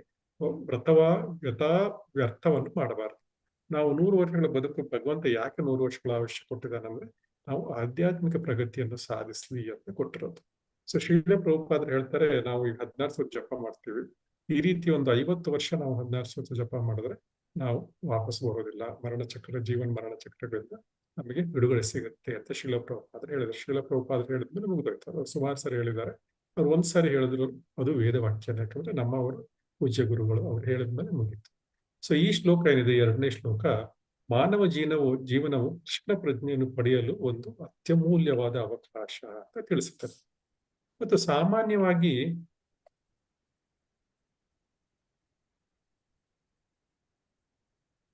ನಾವು ಏನ್ ಮಾಡ್ತೇವೆ, ನಾವು ಮಾಡುವ ಕೆಲಸಗಳು ನಮಗೆ ಬಂಧನವನ್ನು ಉಂಟು ಮಾಡ್ತೇವೆ. ಯಾಕಂದ್ರೆ ನಾವು ಒಳ್ಳೆ ಕರ್ಮ ಮಾಡ್ತೀವಿ, ಪುಣ್ಯ ಮಾಡ್ಲಿಕ್ಕೆ ಪ್ರಯತ್ನ ಪಡ್ತೀವಿ. ಸೊ ಪುಣ್ಯ ಕರ್ಮ ಮಾಡಿದಾಗ ಏನಾಗುತ್ತೆ, ನಾವು ಸ್ವರ್ಗಕ್ಕೆ ಹೋಗ್ತೀವಿ. ಆಮೇಲೆ ಕ್ಷೀಣೆ ಪುಣ್ಯ ಸ್ವರ್ಗಲೋಕ, ಅದು ಕರೆನ್ಸಿ ಏನ್ ಮುಗಿಯುತ್ತೆ ನಮ್ಗೆ, ಮತ್ತೆ ಇಲ್ಲಿಗೆ ವಾಪಸ್ ಬರಬೇಕು. ಸೊ ಅದರಿಂದ ಕೆಟ್ಟ ಕರ್ಮಗಳು ಮಾಡಿದ್ರೆ ಏನ್ ಮಾಡುತ್ತೆ, ನರಕಕ್ಕೆ ತಳ್ಳುತ್ತೆ. ಆದ್ರೆ ಇವೆರಡೂ ಕೂಡ ನಮಗೆ ಪುನರ್ಜನ್ಮಕ್ಕೆ ಕಾರಣ ಆಗುತ್ತೆ. ಸೊ ಆದ್ರೆ ಈ ಶ್ಲೋಕದಲ್ಲಿ ನಾವು ಬಂಧನದಿಂದ ಮುಕ್ತವಾಗ್ಲಿಕ್ಕೆ ಒಂದು ದಾರಿ ಹೇಳುತ್ತೆ, ಅದು ಆಧ್ಯಾತ್ಮಿಕ ಕರ್ಮ. ಅದು ಭಗವದ್ಗೀತೆಯ ಶ್ಲೋಕಗಳನ್ನು ಕೂಡ ನಾವು ನೋಡಿದ್ವಿ. ಭಗವಂತ ಹೇಳ್ತಾ ಹೇಗೆ ನಾವು ಈ ಬಂಧನದಿಂದ ಕರ್ಮಯೋಗದ ಮೂಲಕವಾಗಿ ಮುಕ್ತವಾಗಬಹುದು ಅಂತ ಭಗವಂತ ಹೇಳಿದ್ದಾರೆ. ಸೊ ಶ್ರೀಲ ಪ್ರಭುಪಾದರು ಈ ಶ್ಲೋಕದ ವ್ಯಾಖ್ಯಾನದಲ್ಲಿ ಇನ್ನೊಂದು ಕೆಲಸ ಹೇಳಿದ್ದಾರೆ. ನಾವು ಕೆಲಸವನ್ನು ಬಿಡಬೇಕು ಅಂತ ಹೇಳಿಲ್ಲ ಅವರು ಕೂಡ ಸಂಪೂರ್ಣ ಕರೆಕ್ಟ್ ಆಗಿ ಎಕ್ಸ್ಪ್ಲೈನ್ ಮಾಡಿದ್ದಾರೆ. ಕೆಲಸ ಬಿಡಬೇಕು ಅಂತ ಹೇಳಿಲ್ಲ, ನಾವು ಕೆಲಸವನ್ನು ಸರಿಯಾದ ಮನೋಭಾವದಿಂದ ಮಾಡಬೇಕು ಅಂತ ಹೇಳಿದ್ದಾರೆ ಶ್ರೀಲ ಪ್ರಭುಪಾದ. ಅಂದ್ರೆ ನಮ್ಮ ಕೆಲಸಗಳನ್ನು ನಮ್ಮ ಇಂದ್ರಿಯ ತೃಪ್ತಿಗಾಗಿ ಮಾಡಬಾರದು, ಆದ್ರೆ ಭಗವಂತನ ತೃಪ್ತಿಗಾಗಿ ಮಾಡಬೇಕು ಅಂತ. ಸೊ ಇನ್ನು 3ನೇ ವಿಷಯ ಇಲ್ಲಿ ಈ ಶ್ಲೋಕದಲ್ಲಿ ನಾವು ನೋಡಿದ್ದೇವೆ ಅಂದ್ರೆ, ಇಂದ್ರಿಯಗಳನ್ನು ಆಧ್ಯಾತ್ಮಿಕ ಕಾರ್ಯಗಳಲ್ಲಿ ತೊಡಗಿಸ್ಬೇಕು. ಶ್ರೀಲ ಪ್ರಭುಪಾದರು ಈ ಶ್ಲೋಕದ ಮೊದಲನೇ ಶ್ಲೋಕವನ್ನು ಈಶಾವಾಸ್ಯಂ ಇದಂ ಸರ್ವಂ ಈ ಶ್ಲೋಕದೊಂದಿಗೆ 2ನೇ ಶ್ಲೋಕದೊಂದಿಗೆ ಜೋಡಿಸ್ತಾರೆ. ಮೊದಲನೇ ಶ್ಲೋಕದ ಪ್ರಕಾರ ಎಲ್ಲವೂ ಭಗವಂತನಿಗೆ ಸೇರಿದೆ. ಆದ್ದರಿಂದ ಜಗತ್ತಿನಲ್ಲಿ ನಮಗೆ ದೊರೆತ ಎಲ್ಲಾ ವಸ್ತುಗಳನ್ನು ಮತ್ತು ನಮ್ಮ ದೇಹ ಕೂಡ ಭಗವಂತನಿಂದಲೇ ಬಂದಿರೋದು, ಅದು ಕೂಡ ಭಗವಂತನಿಗೆ ಸೇರಿತ್ತು. ಯಾಕಂದ್ರೆ ಈಶಾವಾಸ್ಯಂ ಇದಂ ಸರ್ವಂ ಭಗವಂತನಿಗೆ ಸೇರಿದ್ದು. ಅದರಿಂದ ಇದು ಎಲ್ಲವನ್ನು ಕೂಡ ಭಗವಂತನ ಸೇವೆಗಾಗಿ ನಾವು ಬಳಸಬೇಕು. ನಮ್ಮ ಇಂದ್ರಿಯಗಳು ಕೂಡ ನಾವು ಭಗವಂತನ ಸೇವೆಗಾಗಿ ಬಳಸಿದಾಗ ಏನಾಗುತ್ತೆ, ನಾವು ಅಕರ್ಮವನ್ನು ಮಾಡ್ತೇವೆ. ಅಂದ್ರೆ ನಮಗೆ ಈ ಕರ್ಮಗಳಿಂದ ಯಾವುದೇ ಬಂಧನ ಆಗುವುದಿಲ್ಲ. ಉದಾಹರಣೆಗೆ ಒಬ್ಬ ಕಲಾವಿದ ತನ್ನ ಒಂದು ಕಲೆ ಇದೆ, ಅವನಿಗೆ ಒಂದು ಕೊಳಲು ಬಾರಿಸುವ ಒಂದು ಕಲೆ ಇರಬಹುದು, ಅಥವಾ ವೀಣೆ ಬಾರಿಸುವ ಕಲೆ ಇರಬಹುದು. ಈ ಕಲೆಯನ್ನು ಅವನು ಐಹಿಕ ಕೆಲಸಗಳಿಗೆ ಮಾಡಿಕೊಳ್ಳುವ ಬದಲು ಅವನು ಕೃಷ್ಣನ ದೇವಾಲಯದಲ್ಲಿ ಅದನ್ನು ಬಳಸಿ ಕೃಷ್ಣನನ್ನು ಒಂದು ಗ್ಲೋರಿಫೈ ಮಾಡ್ಲಿಕ್ಕೆ ಬಳಸಿದ್ರೆ ಅವನ ಕೆಲಸ ಏನಾಗುತ್ತೆ, ಭೌತಿಕ ಕರ್ಮದಿಂದ ಆಧ್ಯಾತ್ಮಿಕ ಕರ್ಮವಾಗಿ ಆಟೋಮೆಟಿಕ್ ಆಗಿ ಬದಲಾಗ್ಬಿಡುತ್ತೆ. ಅವನು ಮಾಡಿದ ಕೆಲಸ ಏನಾಗುತ್ತೆ, ಅವನೊಂದು ಭಗವಂತನಿಗೆ ಶಾಶ್ವತವಾಗಿ ಸಂಪರ್ಕ ಕೊಡುತ್ತೆ. ನಾವು ಹಿಸ್ಟ್ರಿಯಲ್ಲಿ ನೋಡಿರಬಹುದು, ಇತಿಹಾಸದಲ್ಲಿ ಸುಮಾರು ಕವಿಗಳು ಅವರು ಭಗವಂತನ ಬಗ್ಗೆ ಒಂದು ಅರ್ಚನೆ ಕೀರ್ತನೆಗಳನ್ನು ಮಾಡಿ ಅನೇಕ ಪದ್ಯಗಳನ್ನು ಕವಿತೆಗಳನ್ನು ಬರೆದು ಹಾಡ್ತಾ ಇರ್ತಾರೆ ಬೀದಿಯಲ್ಲೆಲ್ಲ. ಆದ್ರೆ ಯಾರಾದ್ರೂ ರಾಜರು ಕರೆದು ನನ್ನ ಬಗ್ಗೆ ನೀನು ಕೀರ್ತನೆ ಮಾಡು ಅಂದ್ರೆ ಅವ್ರು ಇಷ್ಟಪಡಲ್ಲ. ಅದ್ರ ಬದಲು ಅವರಿಗೆ ಸಾಯ್ಲಿಕ್ಕೆ ಇಷ್ಟಪಡ್ತಾರೆ. ಅವ್ರು ಭಗವಂತ ಅವರು ರಾಜರು ಎಷ್ಟೇ ಕಷ್ಟ ಕೊಟ್ಟರು, ಅವರು ಚಕ್ರವರ್ತಿಗಳ ರಾಜರು ಎಷ್ಟೇ ಕಷ್ಟ ಕೊಟ್ಟರು, ಅವರಿಗೆ ಬಂಧನದಲ್ಲಿ ಜೈಲಿನ ಕಾರಾಗೃಹ ವಾಸ ಕೊಟ್ಟರು ಕೂಡ ಅವರು ಭಗವಂತನ ನಾಮ ಜಪದ ಬದಲು, ನಾಮ ಸಂಕೀರ್ತನೆ ಬದಲು ಯಾವ ಕೀರ್ತನೆಯನ್ನು ಮಾಡ್ತಿರ್ಲಿಲ್ಲ ಅವರು. ಸೊ ಅದರಿಂದ ನಾವು ಆತರ ನಮ್ಮ ಕಲೆ ಏನಿದೆ, ಹಾಡುವ ಕಲೆ, ಅದನ್ನು ಕೃಷ್ಣನ ಒಂದು ಸಂತೋಷಕ್ಕಾಗಿ ಬಳಸಿದರೆ ಆ ಕೆಲಸ ಏನಾಗುತ್ತೆ, ಭೌತಿಕ ಕಾರ್ಯ ಹೋಗಿ ಆಧ್ಯಾತ್ಮಿಕ ಕರ್ಮವಾಗುತ್ತೆ. ಇದೇ ರೀತಿ ನಮ್ಮಲ್ಲಿರುವ ಎಲ್ಲಾ ಕಲೆಗಳೇನಿದೆ, ಭಗವಂತ ಏನ್ ನಮಗೆ ಕೊಟ್ಟಿದ್ದಾನೆ, ಅದನ್ನು ನಾವು ಭಗವಂತನೊಂದಿಗೆ ಶಾಶ್ವತವಾಗಿ ಸಂಪರ್ಕಿಸುವ ರೀತಿಯಲ್ಲಿ ಬಳಸಬೇಕು. ಸೊ ಅದರಿಂದ ಕರ್ಮವು ಬಂಧನವಾಗದ ಏಕೈಕ ಮಾರ್ಗ ಏನು? ಅದು ನ ಕರ್ಮ ಲಿಪ್ಯತೆ ಏನರೇ, ಅಂದ್ರೆ ಕರ್ಮವು ಮನುಷ್ಯನಿಗೆ ಅಂಟಿಕೊಳ್ಳುವುದಿಲ್ಲ. ಹೇಗೆ ಅನ್ನೋದನ್ನು ಈ ಶ್ಲೋಕದಲ್ಲಿ ನಾವು ಈಗ ತಿಳ್ಕೊಂಡ್ವಿ. ಅದು ನಾವು ಮಾಡುವ ಕೆಲಸದ ಫಲಗಳನ್ನು ಭಗವಂತನಿಗೆ ಅರ್ಪಿಸಿದಾಗ ಮಾತ್ರ ಇದು ಸಾಧ್ಯ. ಇದೇ ಕರ್ಮಯೋಗದ ತತ್ವ. ಒಬ್ಬನು ಈ ರೀತಿಯಾಗಿ ತನ್ನ ಕರ್ತವ್ಯಗಳನ್ನು ಮಾಡಬೇಕು, ಆದ್ರೆ ವೈಯಕ್ತಿಕ ಲಾಭ ಅಥವಾ ಇಂದ್ರಿಯ ಭೋಗದ ಉದ್ದೇಶ ಇಲ್ಲದೆ ಮಾಡಬೇಕು. ಈ ಸಾರಾಂಶ ಏನು ಅಂದ್ರೆ, ಈ ಶ್ಲೋಕದ ಸಂದೇಶ ತುಂಬಾ ಆಳವಾಗಿದೆ. ಇದು ಕೇವಲ 100 ವರ್ಷ ಬದುಕಿ ಕೆಲಸ ಮಾಡಿ ಅಂತ ಹೇಳ್ತಾ ಇಲ್ಲ ಇಲ್ಲಿ. ಬದಲಾಗಿ 100 ವರ್ಷ ಬದುಕಬೇಕು ಅಂತ ನಿಮಗಿದ್ರೆ ಅದನ್ನು ಹೇಗೆ ಬದುಕಬೇಕು, ಅದರಿಂದ ನಾವು ಈ ಜೀವನ್ ಮರಣದ ಚಕ್ರಕ್ಕೆ ಹೇಗೆ ಕರ್ಮದ ಬಂಧನದಿಂದ ತಪ್ಪಿಸಿಕೊಳ್ಳಿಕ್ಕೆ ಬಳಸುವುದು ವಿಧಾನ ಹೇಗೆ ಅಂತ ಇಲ್ಲಿ ಹೇಳಿದ. ಅದು ವಿಧಾನ ಏನು? ಕೇವಲ ಭಗವಂತನ ಸೇವೆಗಾಗಿ ಕೆಲಸ ಮಾಡುವುದು, ಅದು ಏಕೈಕ ದಾರಿ ಅಂತ ಈ ಶ್ಲೋಕದಲ್ಲಿ ನಾವು ತಿಳ್ಕೊಂಡ್ವಿ.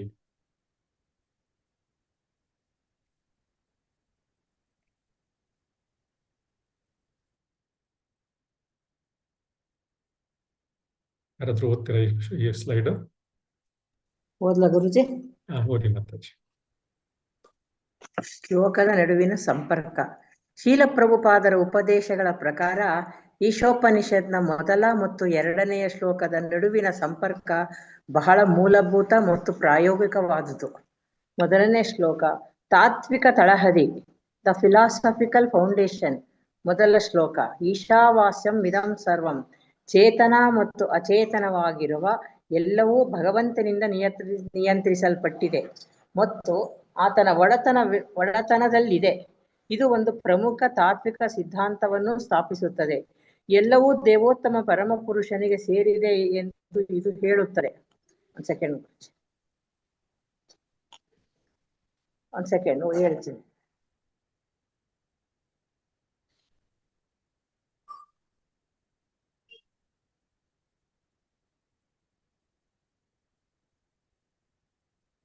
ಏನಾಯ್ತು ಮಾತಾಜಿ? ಬಂದೆ ಹೇಳ್ತೀನಿ. ಒಂದು ಸೆಕೆಂಡ್ ಇದಾಯ್ತು, ಅದಕ್ಕೆ ಬಂತು. ಮೊದಲ ಶ್ಲೋಕ ಅದಾಯ್ತಲ್ಲ.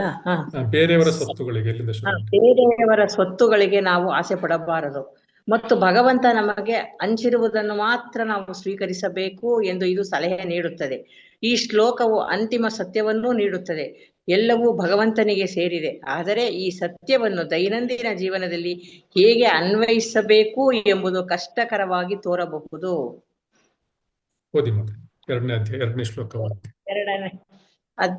ಎರಡನೇ ಶ್ಲೋಕ ಪ್ರಾಯೋಗಿಕ ಅನ್ವಯ, ದ ಪ್ರಾಕ್ಟಿಕಲ್ ಅಪ್ಲಿಕೇಶನ್. 2ನೇ ಶ್ಲೋಕ ಕುರ್ವನ್ನೇವಹ ಕರ್ಮಾಣಿ ಜಿಜೀವಶೇತ್ ಶತಂ ಸಮಃ. ಒಬ್ಬನು 100 ವರ್ಷ ಬದುಕಲು ಬಯಸುವುದಾದರೆ ಅವನು ತನ್ನ ಕರ್ತವ್ಯಗಳನ್ನು ಮಾಡಬೇಕು. ಇದಕ್ಕೆ ಒಂದು ಪ್ರಾಯೋಗಿಕ ಪರಿಹಾರವನ್ನು ನೀಡುತ್ತದೆ. ಕರ್ಮಗಳು ಭೌತಿಕವಾಗಿ ಬಂಧಿಸಿದಂತೆ 100 ವರ್ಷಗಳ ಕಾಲ ಹೇಗೆ ಬದುಕಬೇಕು ಎಂಬ ಪ್ರಶ್ನೆಗೆ ಇದು ಉತ್ತರವಾಗಿದೆ. ಸಂಪರ್ಕ ಏನೆಂದರೆ ಎಲ್ಲವೂ ಭಗವಂತನಿಗೆ ಸೇರಿರುವುದರಿಂದ ಮೊದಲ ಶ್ಲೋಕ ನಮ್ಮ ಎಲ್ಲಾ ಕೆಲಸ ಕರ್ತವ್ಯಗಳನ್ನು ಅವನಿಗೆ ಸಂಬಂಧಿಸಿದಂತೆ ಮಾಡಬೇಕು. ನಮ್ಮ ಕೆಲಸವು ನಮಗೆ ಬಂಧನವಾಗದಂತೆ 100 ವರ್ಷ ಬದುಕಬೇಕು. ಪ್ರಭುಪಾದರು ಈ ಕುರಿತು ವಿವರಿಸುತ್ತಾ ನಾವು ನಮ್ಮ ಎಲ್ಲಾ ಚಟುವಟಿಕೆಗಳನ್ನು ಭಗವಂತನ ಸೇವೆಗಾಗಿ ಮಾಡಬೇಕು ಮತ್ತು ಫಲದ ಮೇಲೆ ಯಾವುದೇ ಆಸಕ್ತಿ ಇರಬಾರದು. ಇದು ನಮ್ಮ ಕೆಲಸವನ್ನು ಬಂಧಿಸುವ ಭೌತಿಕ ಚಟುವಟಿಕೆಗಳಿಂದ ಮುಕ್ತಿಗೊಳಿಸುವ ಆಧ್ಯಾತ್ಮಿಕ ಸೇವೆಗೆ ಕರ್ಮಯೋಗ ಪರಿವರ್ತಿಸುತ್ತದೆ. ಹೀಗೆ ಮೊದಲ ಶ್ಲೋಕವು ತಾತ್ವಿಕ ಸಿದ್ಧಾಂತವನ್ನು ದೈವಿಕ ಒಡೆತನ ನೀಡುತ್ತದೆ ಮತ್ತು 2ನೇ ಶ್ಲೋಕವು ಭೌತಿಕ ಜಗತ್ತಿನಲ್ಲಿ ಶಾಂತಿಯುತವಾಗಿ ಮತ್ತು ಪ್ರಗತಿಪರವಾಗಿ ಬದುಕಲು ಅದರ ಪ್ರಾಯೋಗಿಕ ವಿಧಾನವನ್ನು ಒಡೆಯನ ಸೇವಕನಾಗಿ ಕೆಲಸ ಮಾಡುವುದು ನೀಡುತ್ತದೆ. ಹರೇ ಕೃಷ್ಣ ಮಾತಾಜಿ. ಹರೇ ಕೃಷ್ಣ. ಸೊ ಅಂದ್ರೆ ಮೊದಲನೇ ಶ್ಲೋಕದಲ್ಲಿ ನಾವೇನ್ ಅನ್ಕೊಂಡ್ವಿ, ಎಲ್ಲವೂ ಕೂಡ ಭಗವಂತನ ಒಡೆತನ. ಮತ್ತು ಎರಡನೇ ಶ್ಲೋಕದಲ್ಲಿ ಏನ್ ಹೇಳಿದ್ದಾರೆ, ಭಗವಂತನ ಸೇವಕನಾಗಿ ಕೆಲಸ ಮಾಡುವುದು ಹೇಗೆ. ಇವೆರಡು ನಾವು ಹಿಂದಿನ ತರಗತಿ ಮತ್ತು ಇಂದಿನ ತರಗತಿಯಲ್ಲಿ ತಿಳ್ಕೊಂಡ್ವಿ. ಸೊ ಇಂದಿನ ತರಗತಿ ನಿಲ್ಲಿಸೋಣ. ಯಾರಿಗಾದ್ರೂ ಏನಾದ್ರು ಪ್ರಶ್ನೆ ಇದ್ರೆ ಕೇಳಬಹುದು. ವಾಂಚಾಕಲ್ಪತರುಭ್ಯಶ್ಚ ಕೃಪಾ ಸಿಂಧುಭ್ಯೇವ ಚ ಪತಿತಾನಾಂ ಪಾವನೇಭ್ಯೋ ವೈಷ್ಣವೇಭ್ಯೋ ನಮೋ ನಮಃ. ಹರೇ ಕೃಷ್ಣ ಕೃಷ್ಣ ಕೃಷ್ಣ ಹರೇ ಹರೇ, ಹರೇ ರಾಮ ರಾಮ ರಾಮ ಹರೇ ಹರೇ. ಹರೇ ಕೃಷ್ಣ ಕೃಷ್ಣ ಕೃಷ್ಣ ಹರೇ ಹರೇ, ಹರೇ ರಾಮ ರಾಮ ರಾಮ ಹರೇ ಹರೇ.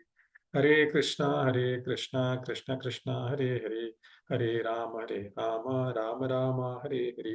ಹರೇ ಕೃಷ್ಣ. ಶ್ರೀಲ ಪ್ರಭುಪಾದಕ್ಕೆ ಜೈ. ಎಲ್ಲರಿಗೂ ಜಯವಾಗ್ಲಿ. ಯಾರಿಗಾದ್ರೂ ಏನಾದ್ರು ಪ್ರಶ್ನೆ ಇದೆಯಾ? ಪ್ರಭುಜಿ, ಹರೇ ಕೃಷ್ಣ. ಎಲ್ಲರೂ ಅಟೆಂಡೆನ್ಸ್ ಹಾಕಿದ್ರ? ಹರೇ ಕೃಷ್ಣ. ಎಲ್ಲರೂ ಅಟೆಂಡೆನ್ಸ್ ಹಾಕಿದ್ರ? ಹಾಕ್ಬೇಕು ಪ್ರಭುಜಿ. ಗುರುಜಿ, ಒಂದ್ ಪ್ರಶ್ನೆ ಇತ್ತು. ಹೇಳಿ ಈ madam. ಶ್ಲೋಕಗಳೆಲ್ಲ ಪುಸ್ತಕದಲ್ಲಿ ಇಲ್ಲ ಅಲ್ವಾ? ಅಂದ್ರೆ ಈ ಪುಸ್ತಕದಲ್ಲಿ ಇಲ್ಲ ಅಲ್ವಾ? ಅಂದ್ರೆ ಈ ಪುಸ್ತಕದಲ್ಲೇ ಇರೋದಲ್ವಾ? ಇದೆ ಮಾತಾಜಿ, ಈಶೋಪನಿಷತ್ ಇದೆ. ಈಶೋಪನಿಷ ಪುಸ್ತಕ ಇದೆಯಲ್ಲ? ಹಾ, ಅದ್ರೊಳಗೆ ಇಲ್ಲ. ನನ್ನ ಹತ್ರ ಇರೋ ಪುಸ್ತಕದಲ್ಲಿ ಇಲ್ಲವೇ ಇಲ್ಲ ಪ್ರಭುಜಿ, ಅದಕ್ಕೆ ನಾ ಕೇಳಿದ್ದು. ಇಲ್ಲ ಯಾವ್ದು ಮಾತಾಜಿ. ಇಲ್ಲ. ಎಲ್ಲ ಶ್ಲೋಕನೂ ಇದೆ ಮಾತಾಜಿ. ಒಂದು ನಿಮಿಷ, ನಾನು ಪುಸ್ತಕ ತೋರಿಸ್ತೇನೆ. ಬೇರೆ ಯಾವ್ದಾದ್ರು ಪುಸ್ತಕ ನೋಡ್ತಾ ಇದ್ದೀರೇನೋ ನೀವು? ಇಲ್ಲ, ಈಶೋಪನಿಷತ್ತೆ. ಯಾಕಂಗಾಗಿದೆ ಅನ್ನೋದು ಗೊತ್ತಿಲ್ಲ.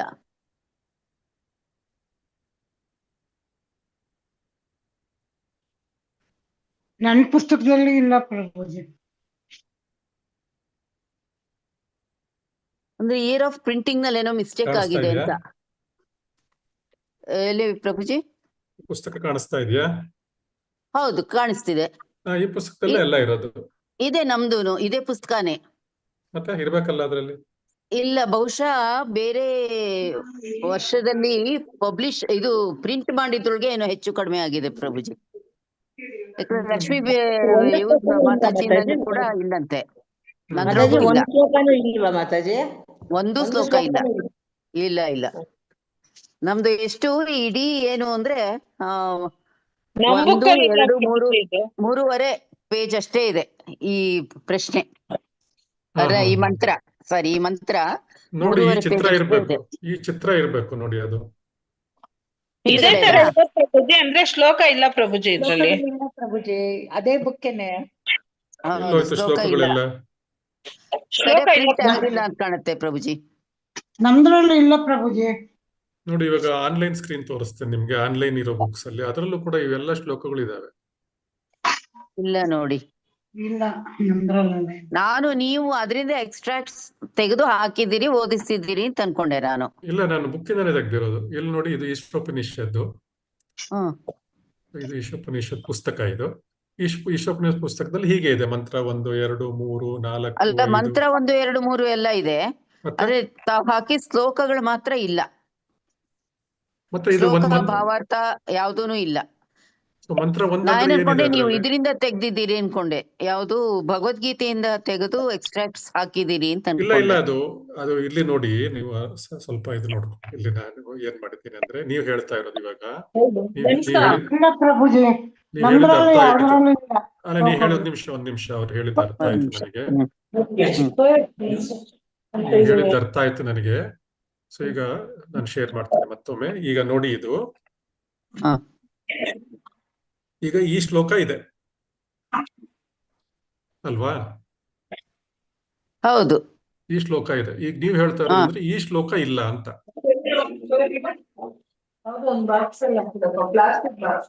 ಅಲ್ವಾ? ಹೌದು, ಇದಿಲ್ಲ ಪ್ರಭುಜಿ. ಅದೇ ಕರೆಕ್ಟ್.